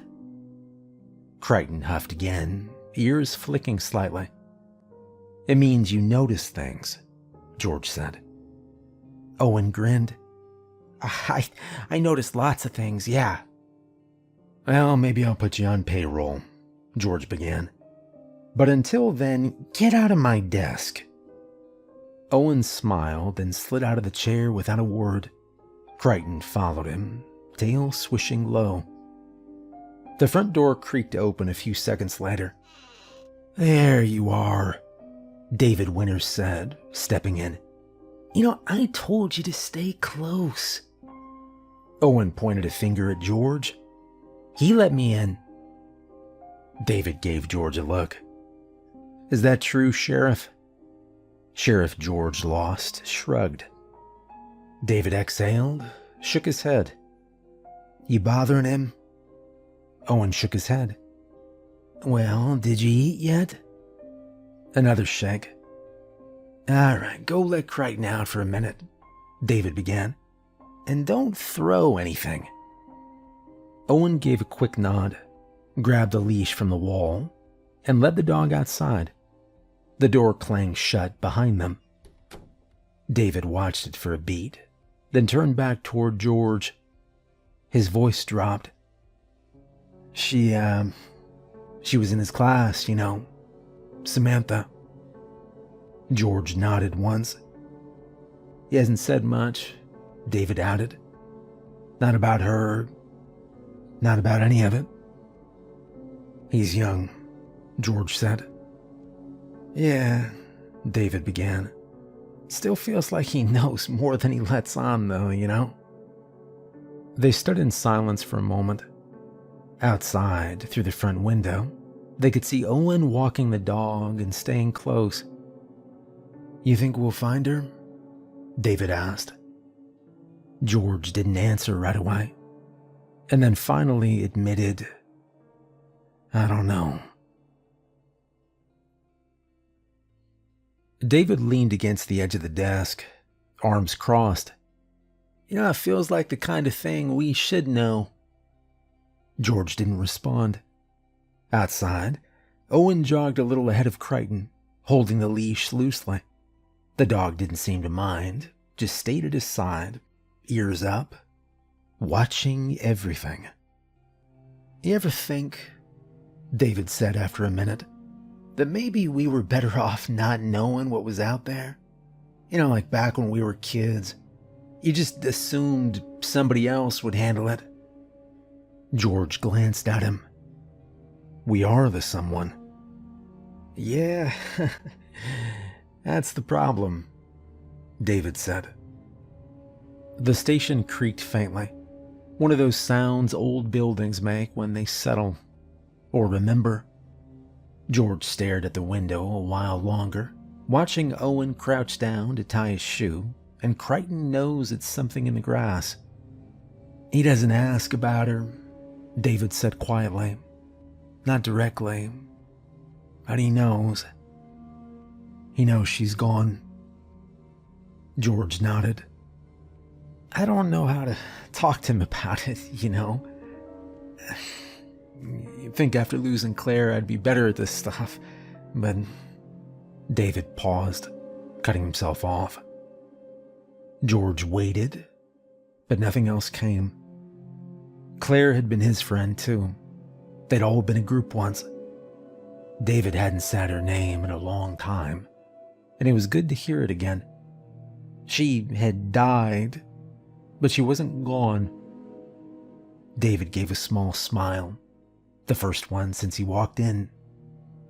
The moment held, quiet, heavy, and just before it could fully settle, The radio crackled. "Sheriff Lost, you copy?" George stepped forward and picked it up. "Yeah, go ahead," "It's Mendez. came the voice. We've got another one. 8-year-old boy, Josh Maddox. Parents said he was riding his bike near the lake at Palmer's Bluff. That was about 40 minutes ago. No sign of him since." George's grip tightened on the receiver. "Is there a search party yet?" "Already started. Found the bike tipped over, that's it," Mendez replied. George set the radio down. David was already on his feet. "You want company?" George looked at him. "You sure?" David gave a quick nod. "Yeah, Owen's grandpa's 2 stores over. I'll flag him on the way out. Have him take the kid home." George didn't argue, and the door shut behind them. Sheriff Lost stepped out into the late afternoon sun, the wind catching the edge of his jacket. David followed close behind, both men walking with purpose toward the cruiser. As George slid into the driver's seat, he keyed the mic on the dashboard. "Mendez, it's Sheriff Lost. We're en route now, ETA 6 minutes. "Copy that, Sheriff," came the reply. "I've got 2 deputies canvassing the bluff, but no sign of the kid yet." David buckled his seatbelt. "Josh Maddox, that's one of Owen's classmates." George nodded. "Yeah, I remember the name from the school visits." They pulled out onto the main road, lights flashing but no siren. Daggerland wasn't big enough to need one. Everyone moved over when they saw the cruiser anyway. Palmer's Bluff was just north of the main beach, a rocky outcrop that jutted into the lake like a bent finger. It wasn't far, a 10-minute ride on a normal day, shorter if you pushed the limit. David scanned the side streets as they passed, his fingers drumming against his leg. You think it's the same thing?" he asked. George didn't answer right away. The truth was, he did. Deep down in that part of his gut that only ever spoke when something was really wrong, but saying it out loud made it too real. "We'll see when we get there," he said instead. As they turned off the main road, the trees thinned and the lake came into view, wide, flat, and still gleaming under the late sun. A few figures moved near the edge of the bluff, one of them raising a hand as they approached. George parked near the old split-rail fence and stepped out. Mendez met them halfway, hair tied back, clipboard tucked under one arm. "Hey, parents said he was riding along the trail. They lost sight of him for just a minute," Mendez began. "Deputies found the bike, but no sign of Josh." "All right, where's the bike?" George asked. "Down near the path split. Come on," Mendez replied. They followed her through the brush, boots crunching softly on gravel and leaves.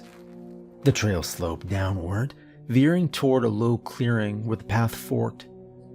There, laying on its side just off the trail, was a small red bike. No scuffs, no skid marks. Just lying there like the boy had stepped off and wandered into the woods. George crouched beside it, fingers brushing the handlebars. No sign of a struggle. "Well, nothing obvious," Mendez began.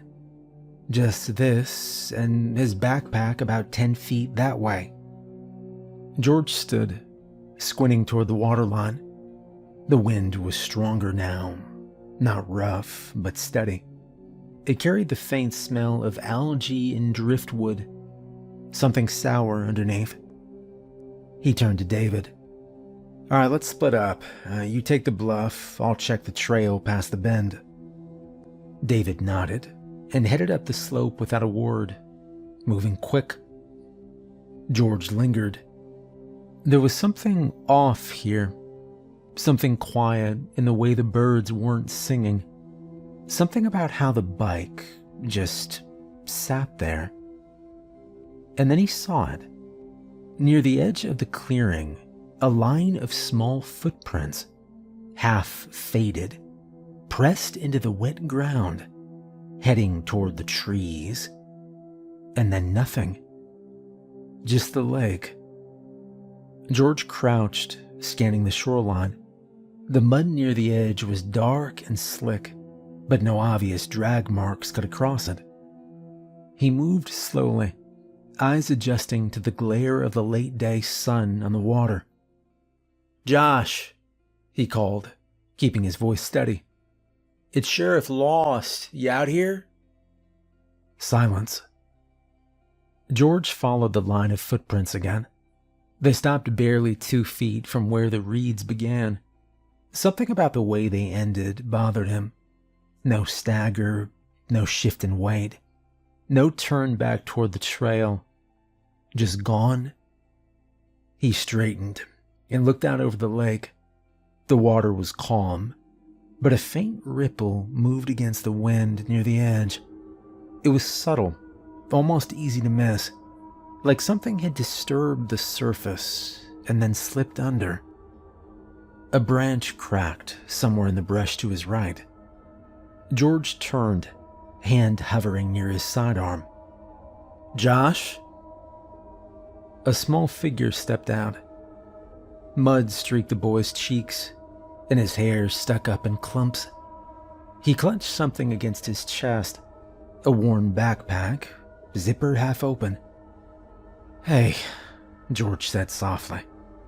"You okay?" Josh didn't answer. His eyes darted past George, toward the water.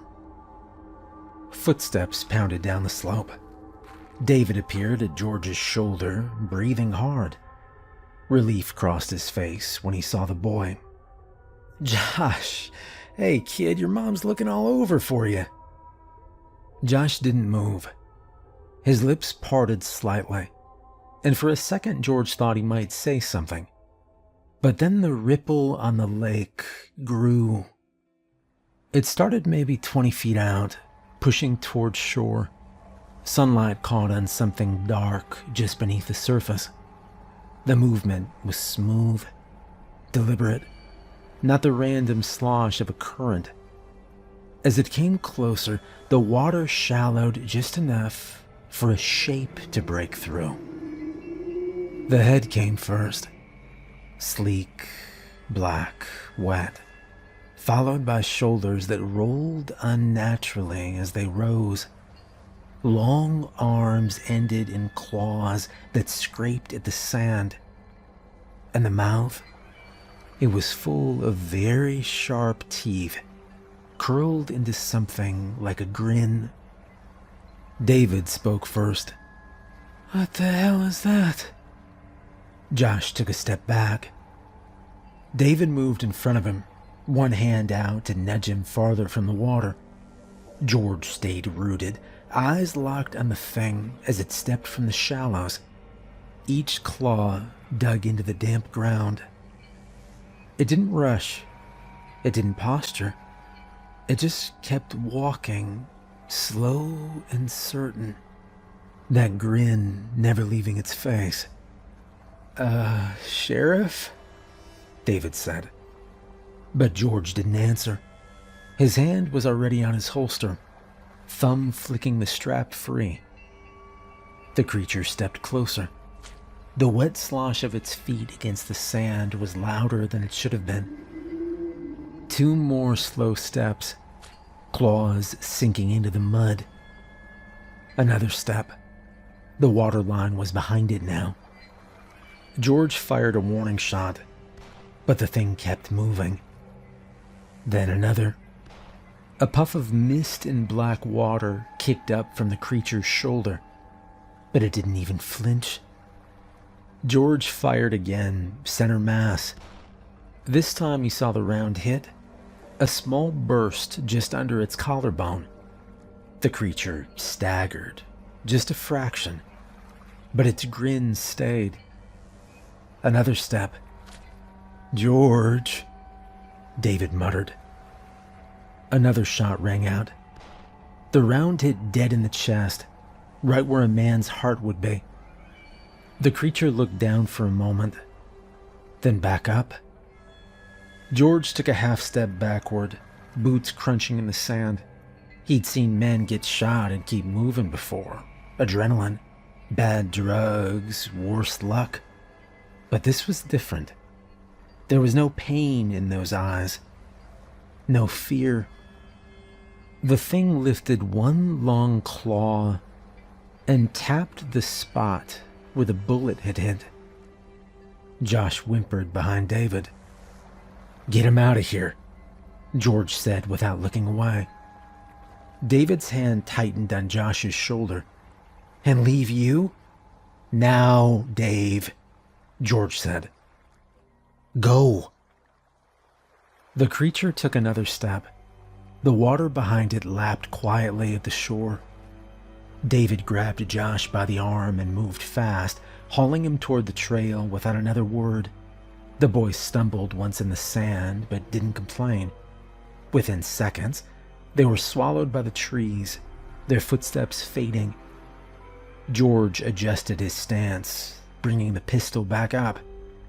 The creature watched them go, then turned its attention fully to him. That grin stayed fixed, water dripping steadily from its chin and the ragged tips of its claws. It took a step closer. George fired once, a clean center mass shot. The round hit with a wet thump, kicking up a spray of brackish fluid. The thing staggered, but only for a heartbeat before straightening again. Another step. George fired again. The bullet punched into its side. No reaction. George backed up 2 steps, keeping his sights locked. His boots found firmer ground near the grass line, and he planted himself there. He wasn't giving it the beach. 20 feet out. 15. The grin widened until it seemed to split its face. It tapped one long claw against the hole in its chest, smearing the black fluid there, and then let out a slow exhale. 10 feet. George's finger tightened on the trigger. The creature smiled. Its claws flexed slightly, dragging lines in the wet sand. It was close now. And then from behind, muffled at first, came voices. Men and women calling through the trees, footsteps crunching on the brush. The unmistakable sound of more than one person moving quick. "Sheriff?" "Mendez." "Over here," George said, eyes still locked on the thing. The creature's gaze shifted, not toward the sound, but back to him, like the rest of the world didn't exist. The voices grew louder. Branches snapped. Boots hit the sand somewhere behind him. George blinked once. He angled his head to call again, and when he turned back, the shoreline was empty. No ripple on the water, no churned mud where it had stood. Just a calm lake and the faint imprint of claws in the sand, already filling with dark water that seeped in from the tide. He held his gun up a second longer, scanning the surface for any break, any shadow. But there was nothing. Mendez was the first down the slope, her boots skidding slightly in the damp sand. She stopped a few feet from him, chest rising and falling. "What happened?" she asked, eyes scanning the lake. George kept his gaze fixed on the water. "It was here." "What was?" Mendez asked. The rest of the deputies were spilling out of the beach now, their flashlights already cutting over the sand and reeds. None of them looked toward the water like they expected to see anything.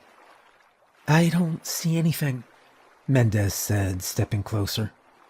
"Was it the kid?" George shook his head. No, not the kid. She followed his stare out to the lake. Then what? George finally looked at her, the weight in his expression making her pause. Mendez glanced back at the calm water, then to the wet claw marks near his feet. She crouched, touching the edge with her fingers. These weren't here earlier. No, George began. They weren't. The wind shifted, colder now, carrying the faint smell of the lake up around them. Somewhere in the trees, someone called that they'd found David and Josh. George stared out at the water. Let's get everyone off the beach. The meeting hall on Main Street wasn't built for crowds, but by 6 o'clock the following night, every folding chair was taken. A few people stood in the back, arms crossed, murmuring under their breath. The overhead lights gave everything a faint yellow cast, and the smell of coffee from the refreshment table hung in the air. George stood near the front, leaning on the podium like he'd rather be anywhere else. Mendez was off to his left, talking quietly with two deputies. David sat in the second row, Owen at home with his grandfather. All right, George began. Thanks for coming on short notice. I know folks have things to do, but this is important. A man in the back raised a hand. Is this about Samantha? George's jaw tightened. Yeah, it's about her, and it's about Josh Maddox. That got the room talking again. A ripple of voices, quick and tense. George waited for it to die down. I'm going to be straight with you. 2 kids have gone missing near the lake in the last 3 days. 1 is still missing. 1 was found today, alive. For now, that's all I'm going to say about the details. A woman in the third row frowned. You mean the lake's not safe? George scanned the room, meeting eyes where he could. I mean this. Effective immediately, I'm asking everyone to stay away from the water. No fishing, no walking the shore, no late-night boating. Keep your kids away from the bluffs and the water line day or night. If you see anything unusual, I don't care if it's a person, an animal, anything, you call my office right away. Do not check it out yourself. The room fell quiet, but the unease was palpable. From tonight on, there's a curfew at 8 p.m. If you have to be out past that, you call my office and we'll send someone to help you. This is just until we've got a better handle on things. An older man in a work coat stood up. George, we've lived here all our lives. You telling us we're not safe in our own town? I'm telling you to use your head, Jim, George began. Until we know what's going on, we need to be safe. No one moved to argue. A few nodded reluctantly. All right, that's all, George said. When the meeting broke, most people filed out quickly. Conversations kept to low murmurs. George stayed at the front, watching them go, until only a handful remained. David, Mendez, and 2 deputies. Mendez stepped closer. You think they'll listen? I don't know, George replied. Mendez pulled a chair closer to the podium and sat, resting her forearms on her knees. All right. What happened out there today? You've been dancing around it since I called you. George walked to the refreshment table, poured himself a coffee that had been sitting too long, and took a slow sip. You wouldn't believe me. Try me, Mendez said. David was leaning against the wall, arms crossed, his expression tight. I saw it too, Saw what? Mendez asked.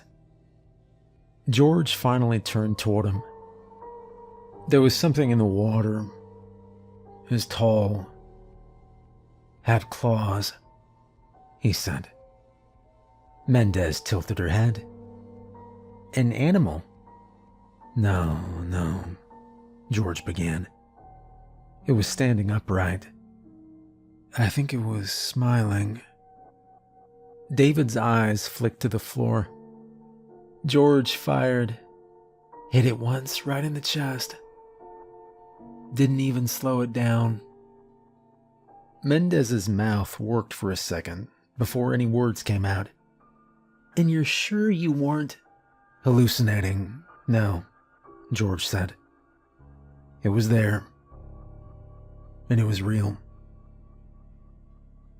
Nobody spoke for a long moment. Mendez rubbed at the bridge of her nose. So what's the plan? I don't know yet. But for now we keep people away from the lake, George said. And we stay ready. David pushed off the wall. If it comes back, I am not waiting for it to make the first move.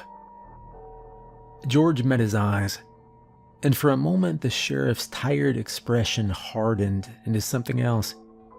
He thought of Josh. He'd taken the little boy home after what happened, and he was safe. But George thought of what might have happened if they'd been just 1 minute later. He shuddered. Outside, the night settled over Daggerland like a heavy blanket. The town hall had emptied out, leaving just the hum of old lights and the distant hush of the lake beyond. George took a breath, feeling the weight of the evening settle on his shoulders. They filed out quietly, leaving George alone in the stillness. For a moment, he just listened to the faint creak of the old building, to the distant lap of water against the shore. He reached for his sheriff's hat from the table, setting it low on his brow. His hand lingered there for a second before he stepped out into the cool night air. The street was empty, the kind of stillness that felt earned after a long day. Porch lights dotted the block, and somewhere far off, a screen door clapped shut. And then it came, a sound drifting from the direction of Lake Erie. Low at first, almost like the wind catching in a hollow log, and then rising into something else. It didn't belong to any bird or animal George had ever heard, and it carried too far across the water to be an accident. He stood there, listening until the sound died out, leaving only the faint lap of water against the shore. He'd told Laura to stay at her mother's in Youngstown, a bit of a drive, but at least it was inland. As for him, he'd be staying. It was his responsibility to watch over the town of Daggerland. George stepped back inside, checked the load in his revolver, and poured himself a fresh cup of coffee. It was going to be a long night.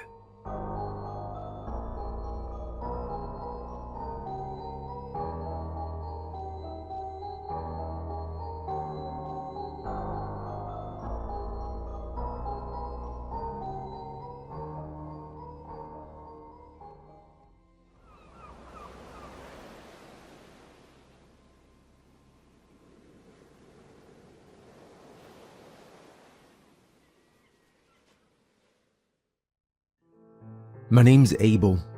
I'm a vampire hunter. It's not a job you apply for. No diploma, no orientation videos. It's something you're either born into or you die figuring out. Me, I was born into it. Born and raised in rural Kansas, not near any city people think of when they picture the state. Just fields and fence posts, dirt roads, a few houses spread out like dots on an old map. One diner, 2 churches, 3 families that stayed put for 4 generations. Ours was one of them. My folks were honest about why they had me. It wasn't love or planning or a miracle. They had me because the line needed to keep going. The way other families hand down farmland or debt, mine handed down sharpened stakes and books with handwritten notes in the margins. They told me when I was 5 that I was the next in line. I didn't go to college, never even filled out an application. My school counselor tried to talk to me once about scholarships and careers. She had this brochure in her hand, something with a smiling kid holding a laptop on a campus lawn. I told her it wasn't going to happen. She thought I meant we couldn't afford it. I didn't bother correcting her. Let her think it was about the money. The truth would have made her very uncomfortable, and I've never been the type to talk more than I have to. I wasn't raised like other kids. I didn't have baseball practice or summer camps. I had morning drills with Dad.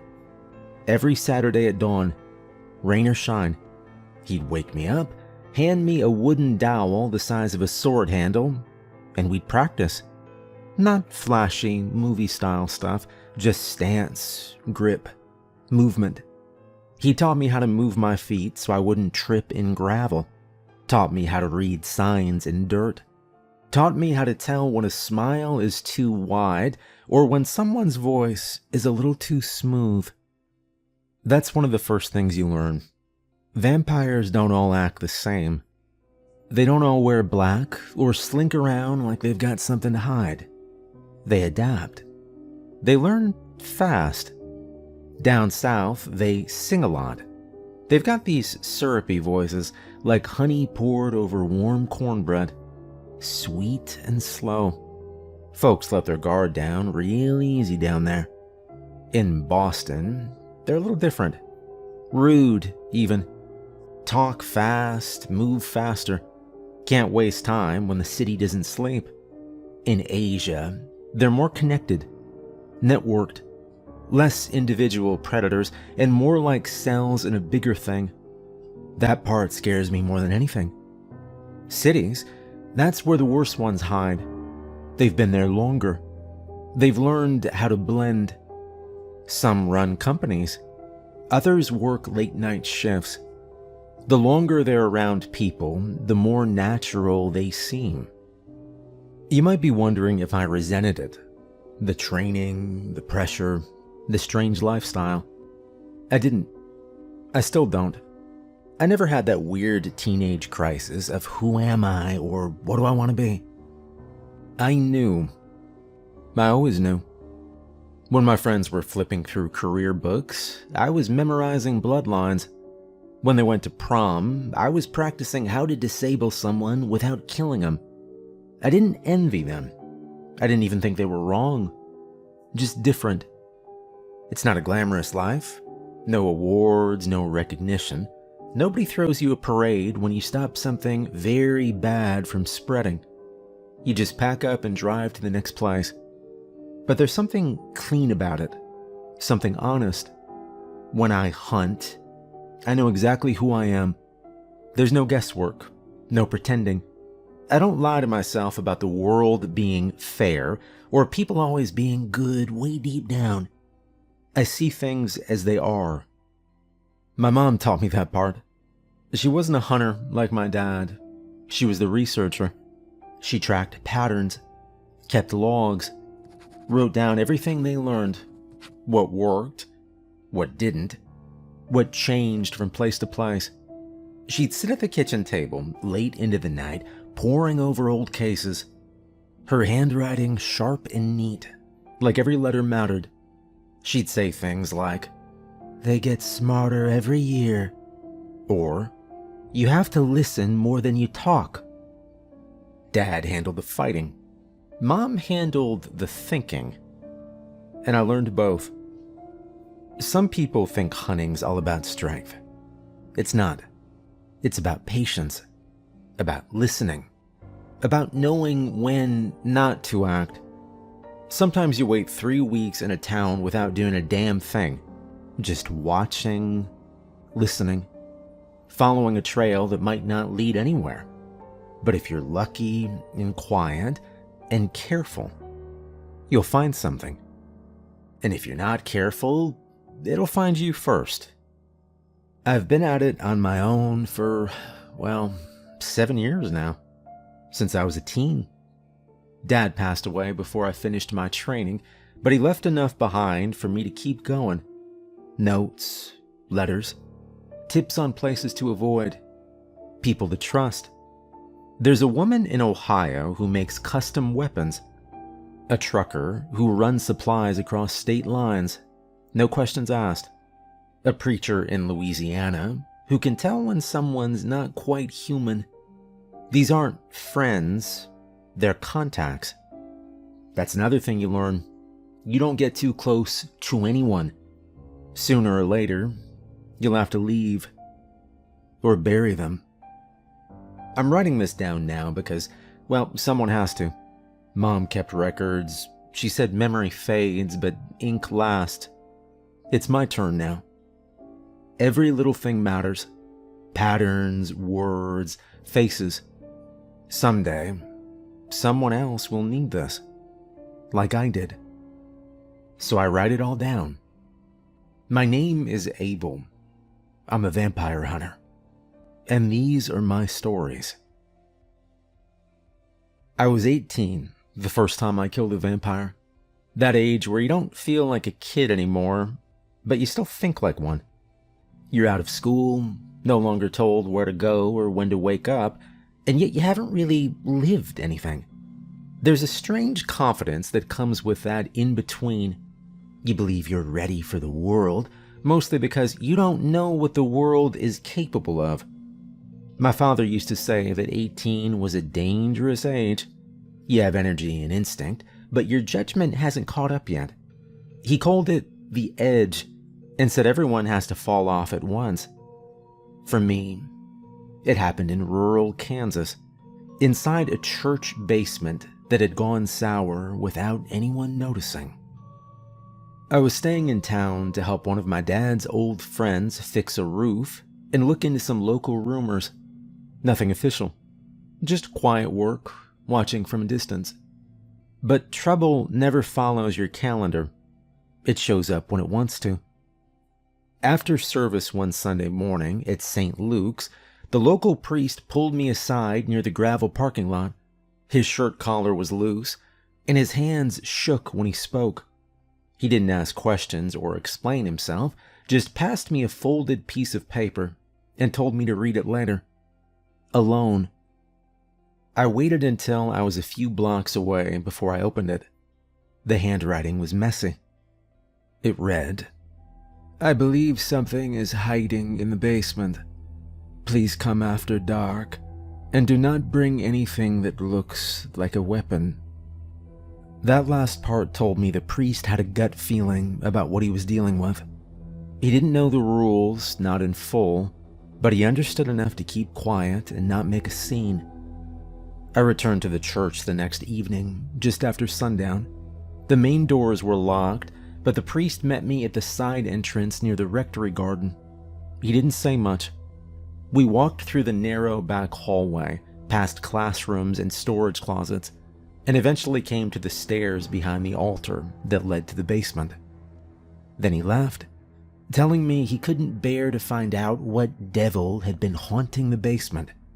He offered a prayer, and back up he went.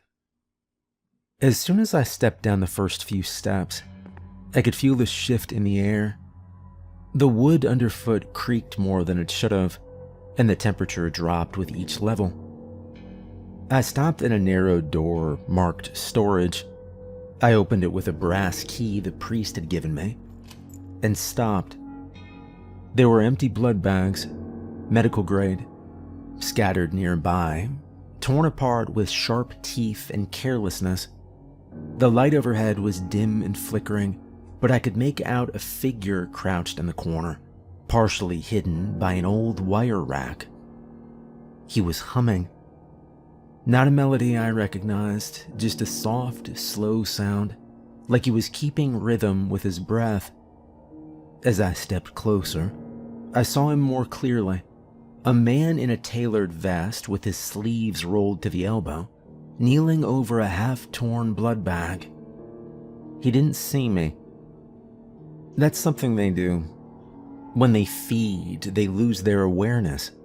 It's a moment of weakness, kind of like being drunk. They forget their predators, forget the world outside is their prey. My father taught me that if you ever catch one in that state, you don't hesitate, and you don't wait for it to turn and recognize you. You act. I stepped forward fast and drove the sharpened chair leg I'd been carrying into the upper back, aiming low between the shoulder blades. The man jerked violently. His body collapsed onto the floor in a heavy sprawl. I pulled the stake out and struck again, this time straight through the middle. He twitched once, then stopped moving. The vampire didn't look special in death. No claws, no monstrous transformation. Just a man in clean clothes with a little blood on his collar, until his body began to break down. Within seconds, the skin cracked, the muscle caved in, and he disintegrated into a pile of fine ash. The smell hit me next, sharp and bitter, like coffee grounds soaked in cheap alcohol. It stung the nose, clean and unnatural. I left the room and locked the door behind me. The priest was waiting upstairs, pacing in the hallway. When he saw my face, he stopped. "It's done. You don't have to worry about him anymore," I said. He opened his mouth like he wanted to ask a question, but nothing came out. And I gave him a warning before I left. Don't open your doors to strangers anymore. If someone stops outside and asks to come in, even if they sound friendly, even if they look like they belong, do not let them pass the threshold. If they were human, they wouldn't have to ask, I said. My father came into town the following day. I didn't go into detail. He could read the aftermath without being told. It wasn't a hard case to solve. Just a simple stray vampire with no backup and no real plan. The kind that slips into a place unnoticed and feeds quietly until someone gets wise. It was more like taking out a nest of bugs than anything else. No mess, no moral knots to untangle. We spent the day reinforcing the church, replacing logs, spreading salt in the corners, and fixing the window frames. When it was done, he dusted off his hands and looked at me. Then he gave me a single pat on the back. And that was the moment I knew that I wasn't on the edge anymore. I'd gone over. There wasn't any going back to before. Not mentally, not spiritually, not in any way that counted. I'd crossed the line. The next one happened when I was up north in Chicago. I was there on business. But I'll admit something. I like the city. The lights made everything glow like it was on fire, and the buildings stretched so tall, they looked like they were leaning over you. I love the buzz of it. The mess, the noise, the way everyone always seemed just a little pissed off, but, never surprised. The people don't hide who they are, and that went a long way with me. They'd curse you out, cut in front of you in line, and maybe even shoulder you without an apology. But they meant what they said. You didn't have to waste time figuring them out. And the food? The best I ever had came out of a kitchen that could barely fit the chef himself. I ate standing up in an alley behind the place because the shop had no seating. Didn't matter. The bread was still warm, and the meat had this spice that stayed on your tongue like it was making a case for itself. Even now, I remember the taste better than most of the faces. But I wasn't there for a vacation. I'd been tracking a vampire that had slipped out from Oak Brook. Mid-level parasite, smart enough to relocate before people caught on. I followed its trail to a nightclub on the west side, the kind that didn't bother with signage or security. You only got in if someone thought you were cool enough or dangerous enough. I wasn't either, but I knew how to look like I belonged. The place was packed, people sweating under pulsing lights, music thudding loud enough to blur your thoughts. I was on the second level walkway, keeping eyes on the far corner where my mark had disappeared half an hour earlier. He was the type that moved slow in crowds, like he was walking through fog. Real vampires do that sometimes. They never rush anymore.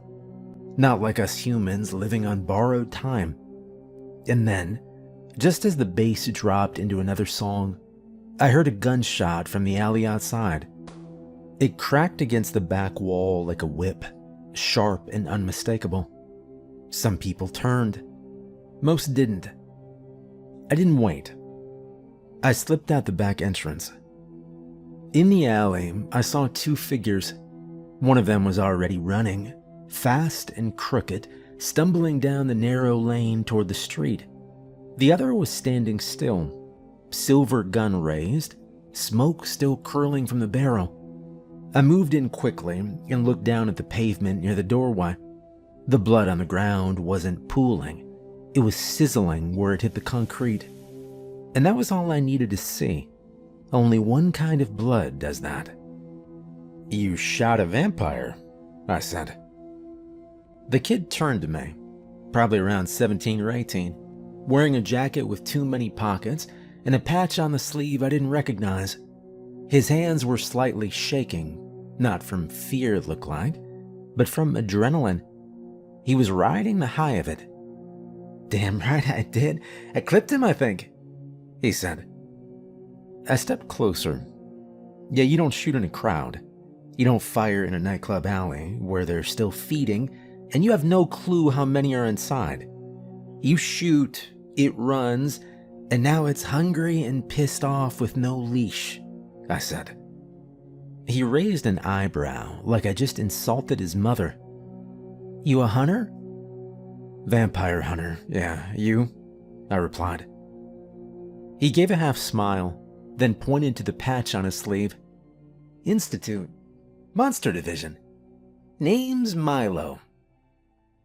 And that was when it all made sense. Vampire hunters and monster hunters, we don't mix well. We're cousins, not brothers. Same family tree, but on branches that don't speak unless they have to. I was homeschooled, in a way. Trained by my father, who was trained by his father, tested by small-town cases and long drives. These institute kids, they go to training camps and sleep in bunkhouses, write field reports, and do tests on werewolves in glass cages. I mean, come on. I've never liked the way they walk into a place with their heads already full of theory. Dad said they'd increased their efforts in recruitment the last 7 years. In my opinion, that just meant the newer ones were more full of shit. Milo looked at me and shrugged. "Whatever, man. It's handled." "No, dude, it's not. It got away," I began. "That's not handled. You left a live one with no plan, no tail, no scent trail, and a wound to remind it who burned it," I said. He made some smart-ass comment I don't remember word for word. Something about how I sounded like a dad who used to walk uphill both ways. I didn't respond. There wasn't any point. I spent the next 4 days tracking the one he'd let slip. I followed a missing persons report that matched the profile. The vampire had holed up in a shuttered apartment complex near the edge of Little Village, a place scheduled for demolition that never quite got there. No one checked it anymore. The door was chained shut from the outside, but the inside told me everything I needed to know.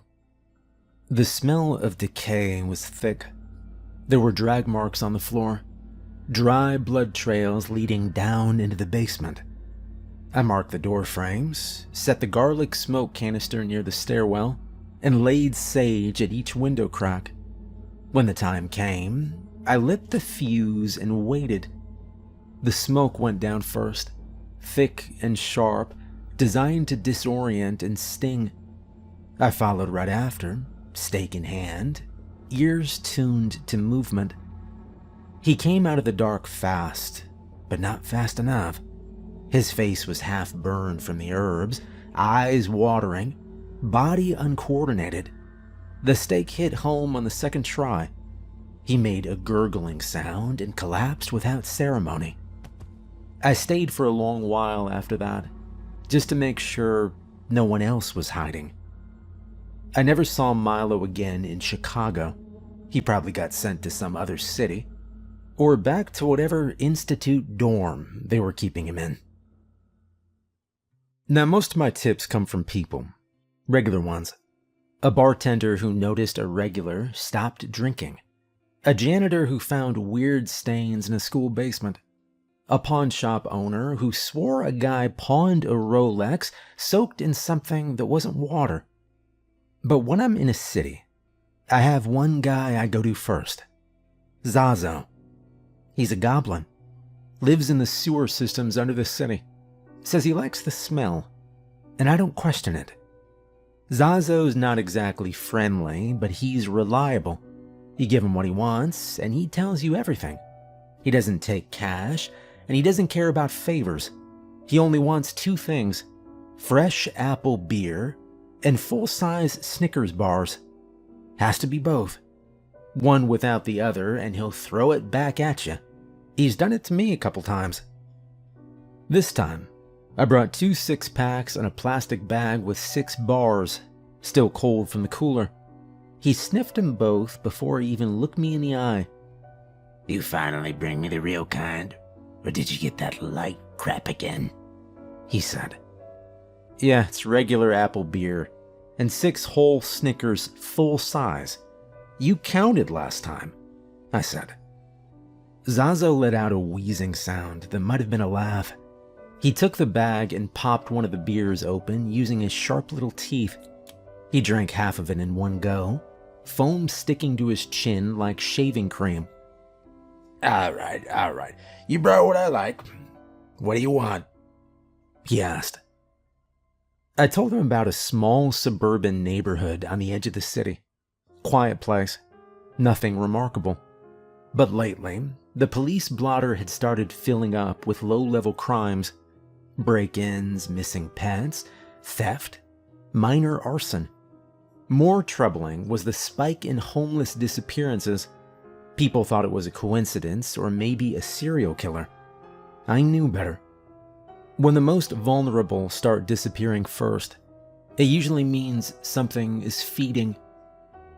Zazo nodded slowly as I spoke, his eyes narrowing with each word. Yeah, you're right. Something's in the water. Word is a coven's been growing fast. Got too big for their old holes, so they've been spreading out. City to city, tasting what's new. Trying to get smarter, he said. He licked chocolate off his fingers before continuing. Well, they're not all together. The coven, it's like a big tree. You've got the root, but 100 branches. You're looking at one of those small branches, a side group. Greedy little freaks. Didn't wait for orders. Just marched in and started feeding. Where? I asked. He grinned. Abandoned laundromat. East side. It's a front. No one washes clothes there. Not even the rats. It's the entrance to their nest. And your problem is only gonna get worse. They're sloppy. They're high on blood. And they think no one's watching. I nodded and stood up. He watched me gather my things. You know, other hunters come to this city, but none of them respect the value of the informant. They think they can all do it themselves. Kick doors, swing swords, shoot monsters in the middle of the street. Bunch of amateurs, he said. I handed him another Snickers. Well, that's why I come to you first. He tucked the candy into a pouch on his hip and looked proud, like a king getting tribute. He didn't say goodbye. He never does. I spent the next 3 days planning the bust. These things can't be rushed. Monsters in groups are more dangerous than alone.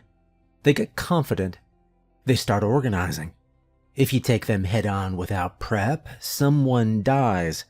And I've buried too many someones already. I scouted the building first. It looked dead from the outside. Half the windows boarded, signage faded to the point of invisibility. The door was chained shut, but I could see movement inside at night. Not much, just enough to confirm they weren't keeping normal hours. I called in a few people I trusted. One of them was a gear tech who specialized in detection equipment, old Institute dropout who preferred freelancing. Another was a field medic who'd patched me up more than once. I reached out to an Institute hunter for backup. I try to avoid working with them unless I have to, but a good hunter's a good hunter, even if he files reports after. We met twice before the operation. We had garlic canisters, UV flash units, stakes, blades, and enough salt to make the whole place unfriendly for anything with fangs. I went over every escape route, every possible complication, and what to do if the place turned out to be deeper than expected. When the day came, it was God's good Sunday. Morning felt clean, bright sun, families out walking. A perfect day to pretend nothing was wrong. We rolled out quiet. 3 vehicles spaced out over 6 blocks. The laundromat was in a pocket of old buildings and empty storefronts, the kind of spot people pass without noticing. As we approached, I felt that shift again. That sense that something lived behind the walls that didn't belong to our world. I'd felt it before. Never gets easier. I stood across the street for a moment, looking at the chipped paint and rusted siding. The windows were dark. No sound came from inside. No movement either. But I knew better. I could feel it in my teeth.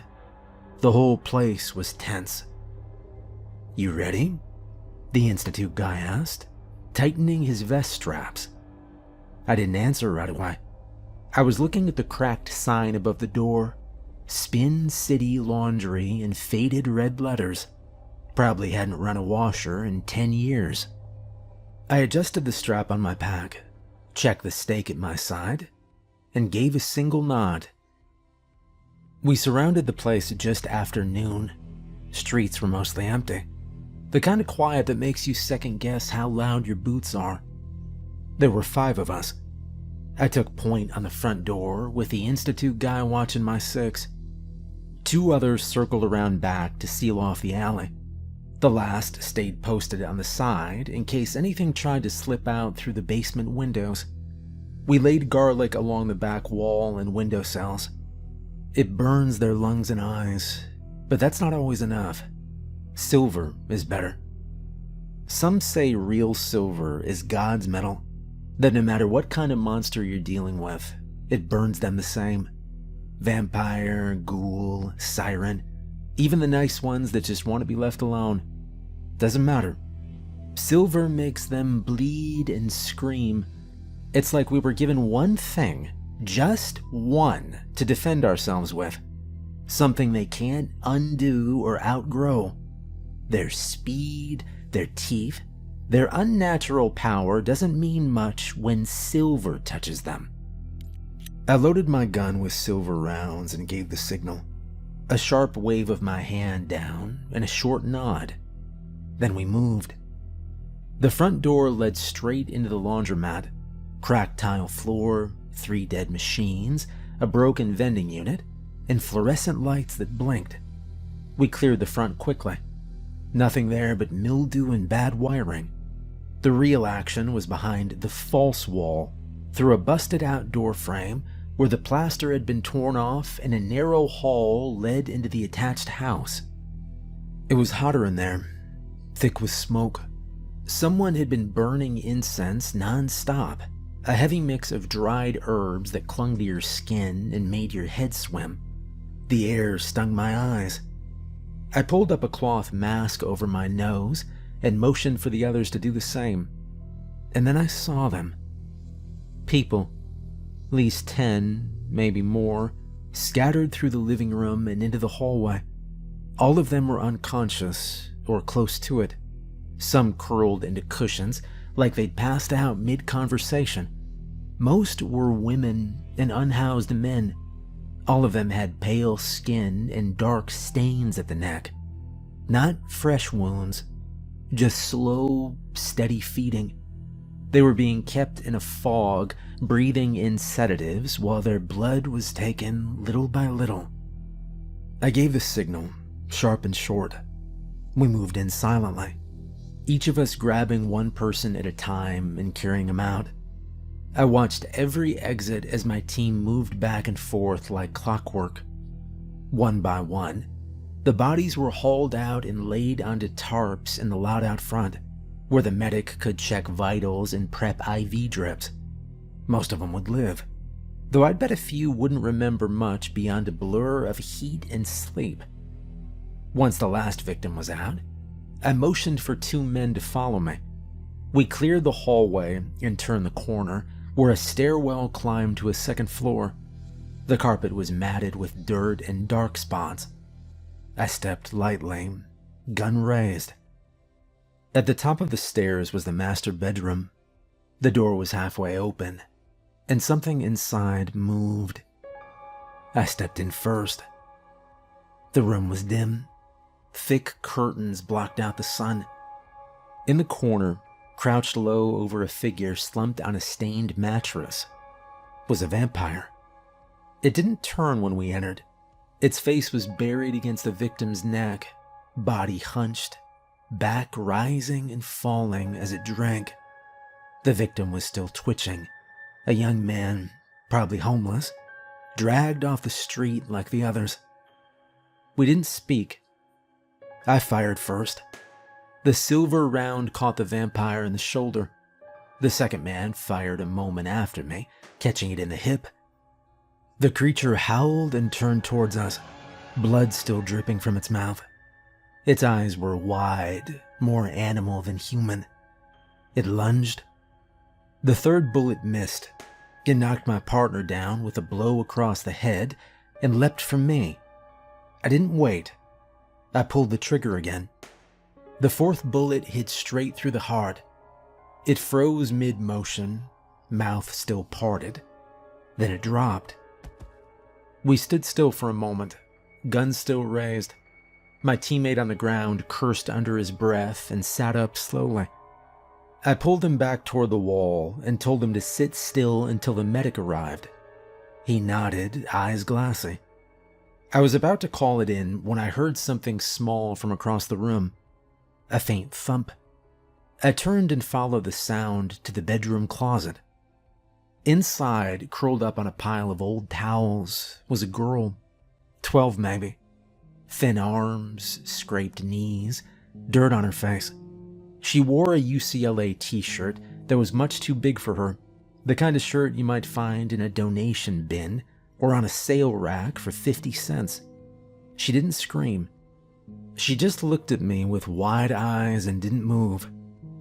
"You're safe," I said. She didn't answer right away. Her eyes went wide, and her hands gripped the hem of the oversized shirt. I kept my voice low and steady. "What's your name?" I asked. "Maya." "Hi, Maya. I'm Abel." She nodded, still not blinking. "Can you tell me how you got here?" I asked. I don't know. A man said I could wait inside for my mom. He said it was warm. And then I woke up in the closet." "You did good, Maya. You stayed quiet." I held out my arms. "Is it okay if I carry you?" She nodded again, slower this time. When I lifted her, she wrapped one arm around my neck, weak but sure. "You're gonna be all right. We're taking you to someplace safe," I said. Outside, the team cleared a space. We laid her gently onto a stretcher. She was breathing steady. The medic looked over her and nodded. I stayed long enough to ride with her to the Hunter-sanctioned hospital on the edge of town. The staff knew what to do. Discreet, fast, trained to handle situations like this without asking questions they didn't want answers to. I stayed until she was stable, then slipped out before press or family could show up. The case was closed, victims rescued, threat eliminated. Everyone would sleep a little easier, at least for a while. But I made a note in my journal that night. There was only one vampire in the house. One. That didn't sit right with me. A whole coven doesn't move in and only leave one behind. That's not how they operate. After the job, I stuck around for a few extra days, worked with the Institute guys to access their older reports, cross-check missing persons cases, feeding patterns, relocation logs. Then I called my mom. She still keeps tabs on movement trends, even in retirement. Between her notes and what I saw, the pattern was clear.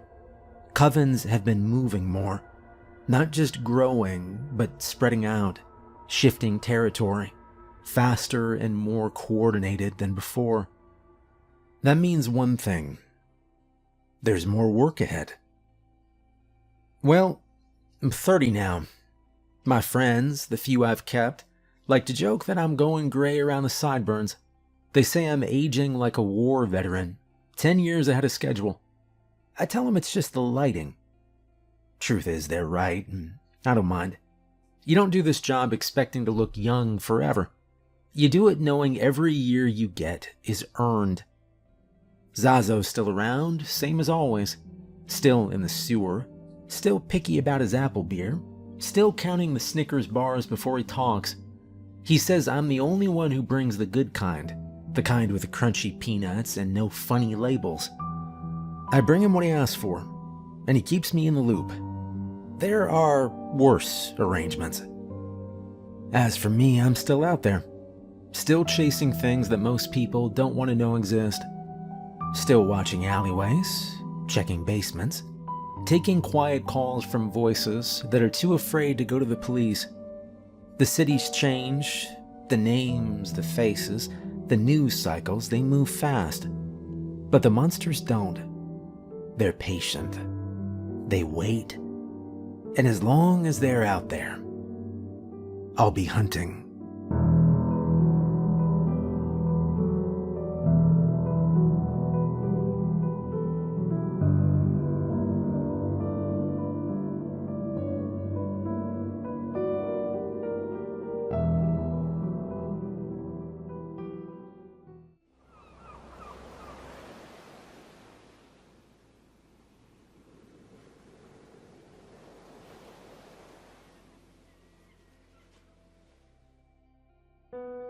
My name's Jake.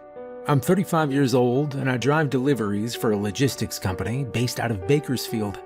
Nothing glamorous. Mostly nighttime freight through California and into Nevada. You'd be surprised how lonely the road gets once you're out past Barstow, especially around midnight. I'd tell myself it was just another night, just another drive. But lately, every stretch of highway felt like a test I was always failing. I wasn't always a nighttime delivery driver. I used to work construction, but a busted knee and a few bad choices landed me here. And now I'm in deep. 10 grand deep to be exact. Gambling. Every win felt like a fix. Every loss, it felt like the start of something worse. It wasn't about the money anymore. It was about believing I could still beat the rules. And the guys I owe, they're not the kind you pay off late. So I took extra shifts, volunteered for longer routes, anything to stack up cash fast, which is how I ended up driving a load of engine parts to some warehouse in Carson City by way of Route 86, a route I'd never heard of until that night. I looked at the map the night before, old paper one I kept tucked in a glove box, just in case tech failed. Route 86 curved through a chunk of old forest that didn't show much activity. Still, looked straightforward enough. Quiet roads, no traffic. I figured I'd shave off time and maybe catch a few hours sleep before unloading. I told myself it was just another road. Asphalt, trees, few road signs. But even then, something about the shape of that road on the map, it curled like a hook, like it was meant to catch something. At first, nothing seemed weird. I drove northeast out of Bakersfield, passing scrubland and the occasional gas station, glowing like a lantern in the dark. I ate a sandwich I'd packed from home, turkey and mustard on white bread, and tried not to think about the debt hanging over me like a second shadow. The night air was dry, my windows cracked to keep me alert. Around 10:30 p.m., I pulled into one of the gas stations to top off the tank and grab a coffee. The place didn't even have a name, just a rusted sign that read service. It looked abandoned at first, one flickering light above the pump, a cracked window, weeds growing through the pavement. But inside, it was alive in a quiet, stubborn kind of way. There was a single aisle of snacks, a humming cooler, and a counter that hadn't seen a mop since Reagan was in office. Behind it sat an old man with a weathered face and one of those trucker caps that might have once been red. He looked up from a tiny black and white TV when I walked in. "Well, which way you headed then?" he said. "Carson City," I replied. "Taking Route 86. His eyes narrowed. "Not after midnight, I hope." I laughed. "Is that a curfew or something?" He didn't smile. "That road's not right after dark. You hit the quarry bend and start climbing, you'll see what I mean." I poured coffee from the stained pot beside the register. "All right, let me guess. Ghost stories?" He reached under the counter and pulled out a battered road atlas. Flipping it over, he jabbed a wrinkled finger at a thin gray line. "That stretch there used to be tolled back in the 50s. Guy named Granger ran it. Made a killing charging folks to cross a public road. Wouldn't even let ambulances through without payment. Well, one night, someone torched the booth with him inside." I paused. "All right, let me guess again. He came back." The man didn't blink. "Well, people say he still collects. Only now, he don't ask for coins." I tried to smile, but the way he said it made my stomach twist. There was no teasing in his voice, no wink, just the flat tone of someone telling you the weather. "Well, what does he look like?" I asked. "Well, he's tall, thin, still wears the old uniform. Burned up real bad. You can still see where the flames caught him. Scorch marks on the collar, blood dried into the sleeves. Some say he's too tall for the booth now. Just stands there without moving. Always watching." "Well, that sounds like a Halloween setup," I replied. "Yeah," he said, but his voice was quiet now. "The only problem is, no one's dressing up." "Okay, well, thanks for the heads up," I said, paying for the coffee. "Clock's ticking," he said as I walked out. "Past midnight, you better turn back if you hit that booth." Back in the truck, I shook it off. Just small town creepiness. Every backwoods road had its legend. Still, I checked the clock on the dash. 11:12 p.m. Plenty of time to clear the pass before midnight. I sipped my coffee, kept one hand steady on the wheel, the other occasionally wiping the condensation off the inside of the windshield. The night had a weight to it, thick and quiet. The kind of quiet where even the road noise seemed dulled, like the truck was driving through cotton. The highway began to stretch and thin, the sparse lights of civilization fading behind me. Each mile farther felt like another thread snapping between me and the world I knew. I passed long shadows cast by telephone poles and fence lines, and the stars above looked sharper than usual, like they were leaning in to watch. I felt the quiet press into the cab, my only company, the rhythmic thrum of tires on asphalt, and the occasional creak of the seat beneath me. The road thinned out completely as I drove. No more lights, no more gas stations, just blacktop and trees, the headlights punching a tunnel through the dark. My GPS flickered once, then rerouted me onto a smaller side road with a green marker. Old Quarry Pass. The road didn't show on the paper map. I flipped back and forth, searching. Nothing. Just empty space where the turn should have been. And that should have been enough to warn me. The turn looked fine. Paved. Clean. Just empty. I tapped the GPS. It confirmed the route. ETA 12:10 a.m. 10 minutes over, I muttered. Better make up time. I turned onto the pass. The trees closed in almost immediately, leaning like watchers over the road. My brights barely reached past the next bend. The pavement looked newly laid. Too new. Not a single crack. No potholes. Just perfect black ribbon slicing through the hills. I turned the radio knob. Nothing but static. Even the engine seemed quieter than usual. Fine. Quiet's fine. I kept driving. And then I saw it. A booth. A literal toll booth standing in the center of the road like some forgotten relic. Wood frame, yellowed glass, and a faded sign that said, "Stop. Pay toll." I slowed the truck. Inside the booth stood someone. They were facing me. No movement, no sound. The booth itself looked wrong, like it'd been dropped in from another time. I couldn't see the face, not really. Just the outline of a person. The kind of shape your brain doesn't want to stare at too long.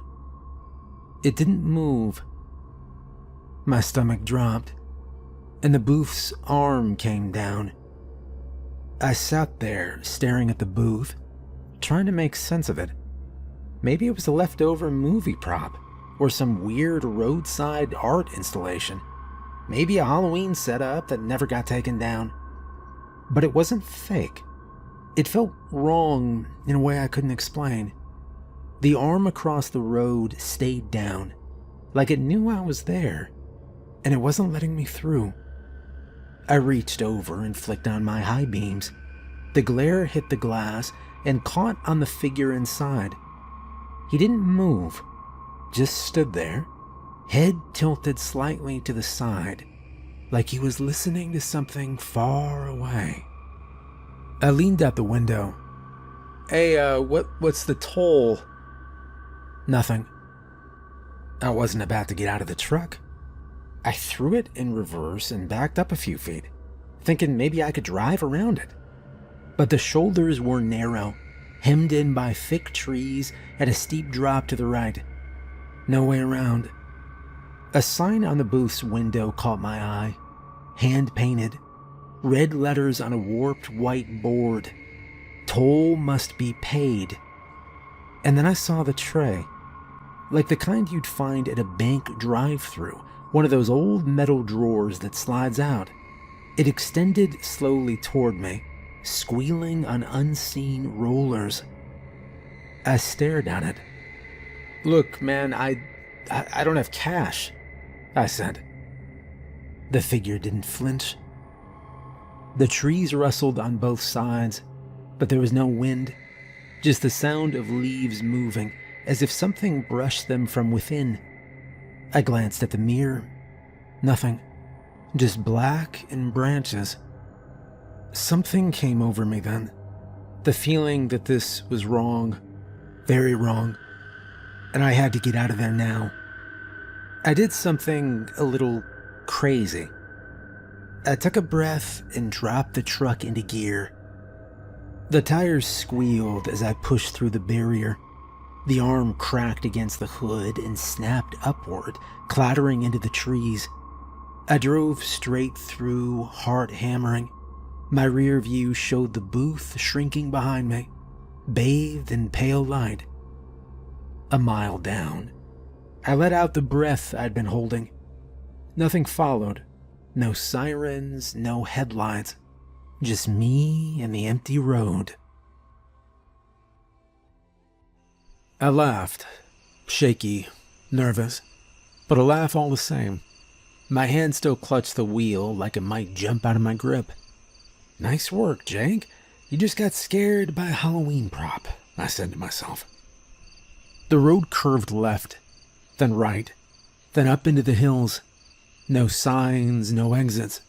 The GPS had frozen. Time, 12:01 a.m. Route unknown. I slapped it. Nothing. The trees grew tighter around the truck, like they were creeping inward. My headlights seemed weaker, like the darkness was swallowing the light as fast as it could push it forward. 10 minutes later, the truck sputtered. I glanced at the dash. The fuel gauge was fine. Battery light blinked once, then died. The radio cut out completely. Even the clock on the dash went dark. The headlights dimmed, flickered, then steadied again. I gripped the wheel tighter. A sound rose in the distance. Not engine noise, not wind. It was a chime, high-pitched, familiar. The ding of a toll bell. Then something brushed my leg. I looked down. The tray. It was inside the cab. The same metal drawer from the booth. It had slid out from beneath the dashboard, even though there was no slot for it. The same tray. I reached to push it back, but it didn't budge. It was locked in place. The cab lights flickered. The windshield fogged instantly, like someone exhaled hard against it. And in the center, words began to appear, drawn by an unseen finger. Pay. I floored it. The tray slid back under the dash with a metallic clunk. The fog on the windshield vanished. The road ahead unrolled in a blur. But it didn't feel like I was going anywhere. The mile markers started over. Mile 4, mile 5, mile 4 again. My throat went dry. I pulled over, trying to get my bearings, trying to breathe. I shut off the engine and listened. Silence. Then footsteps. Soft, scraping the pavement, and getting closer. I locked the doors. The footsteps stopped just behind the truck. I didn't turn around. Instead, I shifted into drive and sped off again, pushing the truck harder than I should have. The road unspooled the same bends, same trees, same faded billboard that read, "Thank you for visiting the Ridge." I passed it 3 times. Each time, the letters seemed a little more twisted, like they weren't meant for tourists anymore. Each time, I felt like something was watching from the trees. And then, just up ahead, the booth, same one, but now it was different. The lights inside burned brighter. The figure inside looked sharper now, more real. The toll tray was already extended. I slammed on the brakes. The truck skidded to a stop, tires screeching. I sat there. He hadn't moved. I hadn't paid the toll. And now he wanted something else. I threw the truck into reverse and slammed the gas. Tires squealed, engine roared, but I only made it 20 feet before the lights flickered again and the dashboard tray shot out like before. This time there was something in it. My watch? The leather band was frayed. The cracked glass and scuffed casing was unmistakable. It was my father's old watch. I hadn't worn it in years, but I kept it in the glove box. Or at least I thought I did. I opened the glove compartment. Empty. I grabbed the watch from the tray. It was cold. The second hand spun wildly, faster and faster, then stopped. The watch let out a tiny click and just shattered. The windshield fogged again. This time, something new scrolled on the glass. Toll taken. I wiped it away with my sleeve, heart pounding. The road ahead was still there. So was the booth. But now the toll man was outside. He stood to the left of the booth, motionless, arms at his sides. His cap was pulled low, shadowing his face. I couldn't see much, just a glimpse of skin, burned and twisted, peeking from beneath the brim. I drove around him slowly, keeping one eye on the figure. For a while, nothing happened. The road unrolled endlessly, mile markers glitching again. I saw the same broken guardrail 3 separate times. I passed a single shoe lying in the road, a children's shoe. Later, a dented tricycle with one wheel slowly spinning. And then the temperature dropped. I could see my breath in the cab. The truck began to rattle, like something was crawling on the roof. There were 3 knocks. I hit the brakes and stepped out, scanning the roof with a flashlight. Nothing. I circled the truck. Empty road, trees silent. Even the engine ticked softly as it cooled. A low breeze cut through the trees and carried with it something I couldn't place. When I climbed back in, the tray was back. And this time something else was missing. My pinky nail. Gone. No blood, no pain, just gone. Like it was never there. I stared at my hand, heart racing. "What do you want?" I said. The cab light flickered. The radio hissed to life for a split second, and a voice came through. "Pay." I started driving again, faster now, headlights slicing through the trees. Every turn looked the same. The steering wheel trembled under my hands. I passed a road sign that read, "Debt must be settled," in standard highway font. And then it was gone when I looked back. Something whispered my name, not through the radio, not in my head. From the back seat. I didn't move. I didn't speak. I just kept driving. Suddenly, a new light appeared ahead. Not the booth. A cabin. Small, 1-story, porch light flickering. I slammed the brakes and coasted to a stop. I ran up and knocked. "Hello? Please, something's wrong. I need help." The door creaked open. Inside stood a woman in her 70s, wrapped in a shawl, eyes wide. "You didn't pay, did you?" "You know about this." She nodded. "He comes for those who take without giving." "What does he want?" I asked. Her gaze dropped to my hand. "Something you value, and if you don't offer it, he'll take what he likes." I looked around the cabin. Sparse, dusty. The air smelled like cedar and mildew. A fireplace full of ash. A rocking chair worn down to splinters. She pointed to the mantel, and a photo sat there.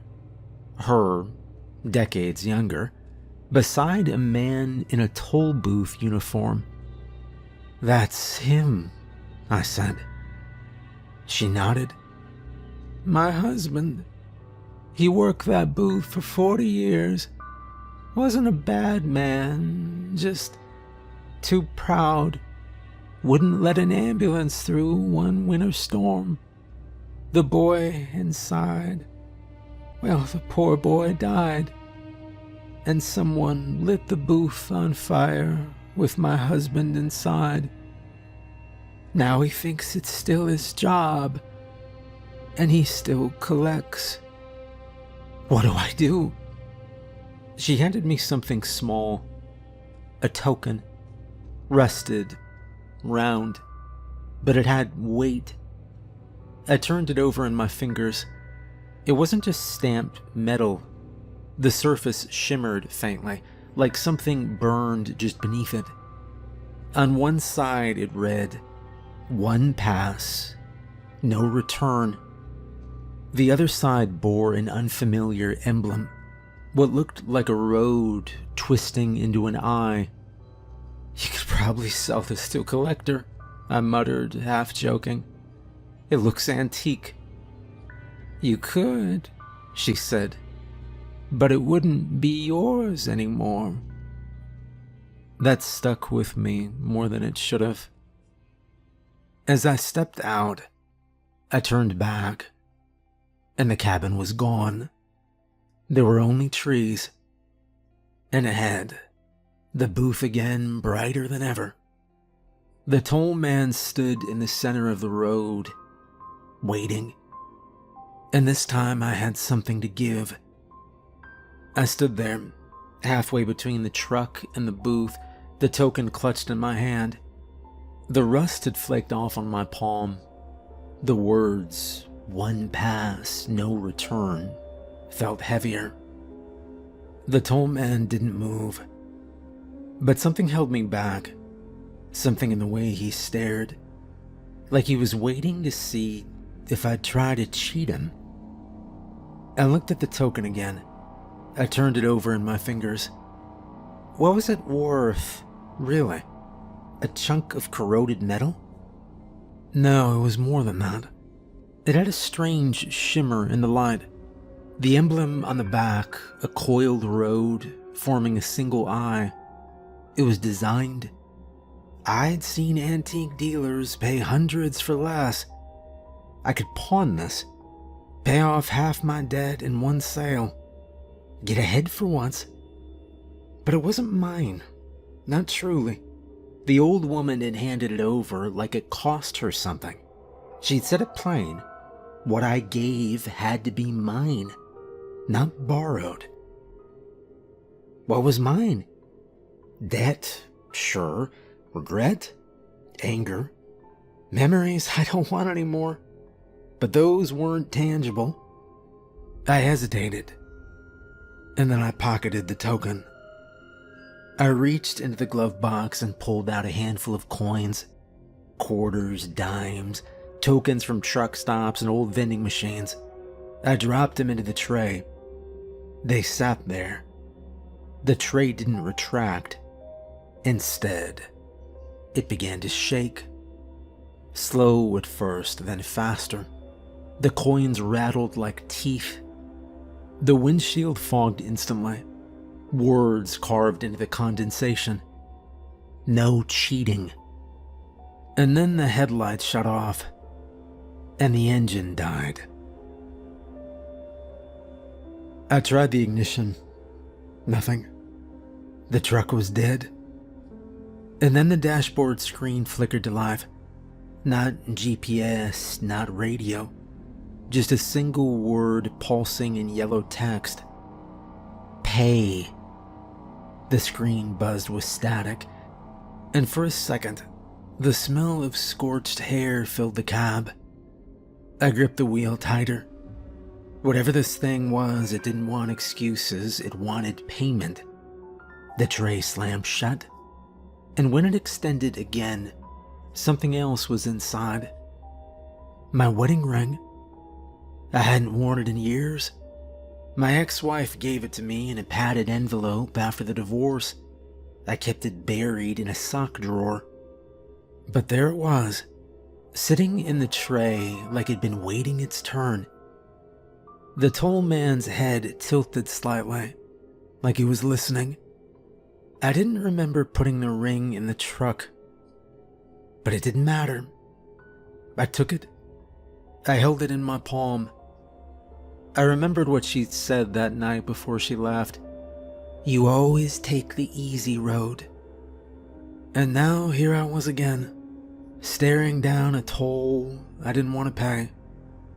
All those years I avoided the hard choices, left things unresolved, let people go because it was easier than changing. Cheating the toll, it felt like second nature to me. But there was no bluffing here. I closed my eyes and slid the ring back in the tray. It disappeared. The tray retracted. The lights above the booth flared, then dimmed. But the toll man didn't move. The dashboard lit up again. A new word. Almost. A low sound vibrated through the cab. Not an engine, not wind. A groan, like a door opening beneath the earth. And then the booth's arm rose slowly, creaking like a coffin lid. I didn't wait. I drove through. Behind me, the light from the booth flickered once, then vanished. I checked the rearview mirror, half expecting to see that burned figure. But there was nothing. And yet the sense of him hadn't left. It clung to me. One word blinked over and over. Almost. I drove because it was the only thing I knew to do. Because stopping felt worse. I followed the endless road as it twisted through the night, past trees that grew sparse and brittle. The GPS was still frozen. The clock on the dash flashed gibberish. Around me, the scenery began to change. Stone walls and collapsed fencing lined the roadside. Old mile markers, broken and toppled. I passed rusted signs eaten away by time. And then just ahead, a glow. It wasn't the booth, it was something else. A barn, slumped and weathered. I stepped out, every nerve stretched tight, and the barn door creaked open. My flashlight cut through the dark and revealed rows of forgotten toll equipment. Metal signs, broken lights, old coin trays, all scattered and rusted, like the ghosts of a highway long gone. At the far end, something waited. A second booth. It looked older than anything I'd seen that night. No windows, no roof light. Just wood and metal warped by time. It felt less like a structure and more like something that had grown there. As I stepped closer, the tray slid out with a sound that didn't match its age. It didn't creak or squeal. It scraped, like it'd done this forever. I reached for the token. I held it in my hand for a long time. It looked different now. Darker, warped around the edges. I set it in the tray. Nothing happened.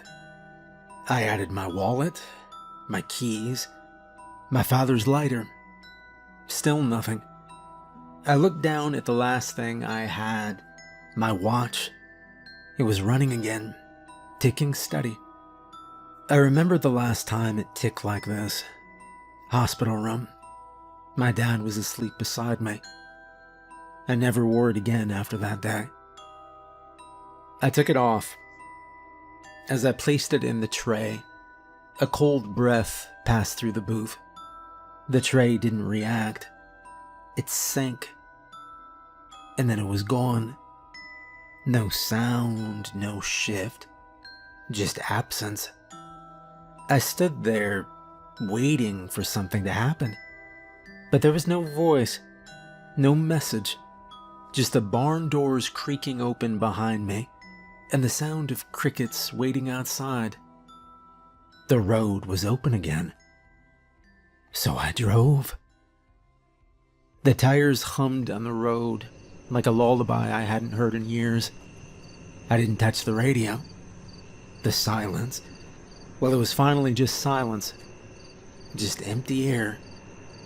The road ahead was unspooled like a ribbon. I followed its curves, waiting for the next horror to rise from the shadows. But the shadows held still. The trees thinned and gave way to fences. Street signs began to look familiar. Not twisted or corrupted, but normal. Real. One of them even read Carson City, 18 miles.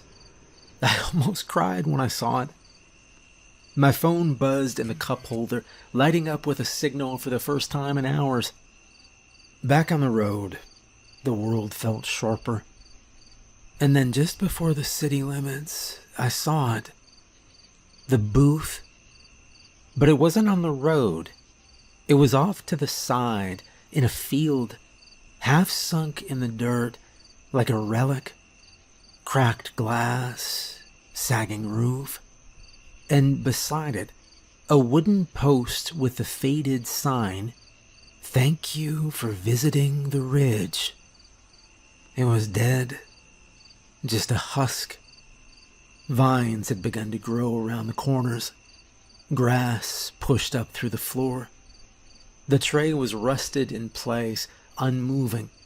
A scrap of fabric lay inside, charred, maybe part of his uniform, still faintly smoking. I drove past it without slowing down, and I made the delivery just after 1:30 a.m. The warehouse foreman barely looked at me. He signed the form with a tired grunt, then vanished into the building. I didn't care. I got back in the truck and just sat there, fingers still wrapped tight around the wheel. The dashboard was quiet, and the tray was gone, like it'd never been there. I stared at my hands. The pinky nail was still missing. I went home the next morning, slept a full day. When I woke up, I called the guy I owed and told him I'd have his money within the week. Then I picked up 2 extra routes, both far from the mountains. I didn't care where they sent me, as long as the roads were well lit and the names were ones I knew. I stopped playing cards, canceled the online bets, gave away the poker set I'd kept under my bed. I never saw the old man at the gas station again. The place was boarded up when I passed a week later. Dust on the pump. It looked like it'd been closed for years. Sometimes when I drive and the night is just a little too quiet, I glance at the rear view, and every now and then, just for a second, I think I see someone standing there. But it never lasts. I don't look back, and I never take shortcuts anymore.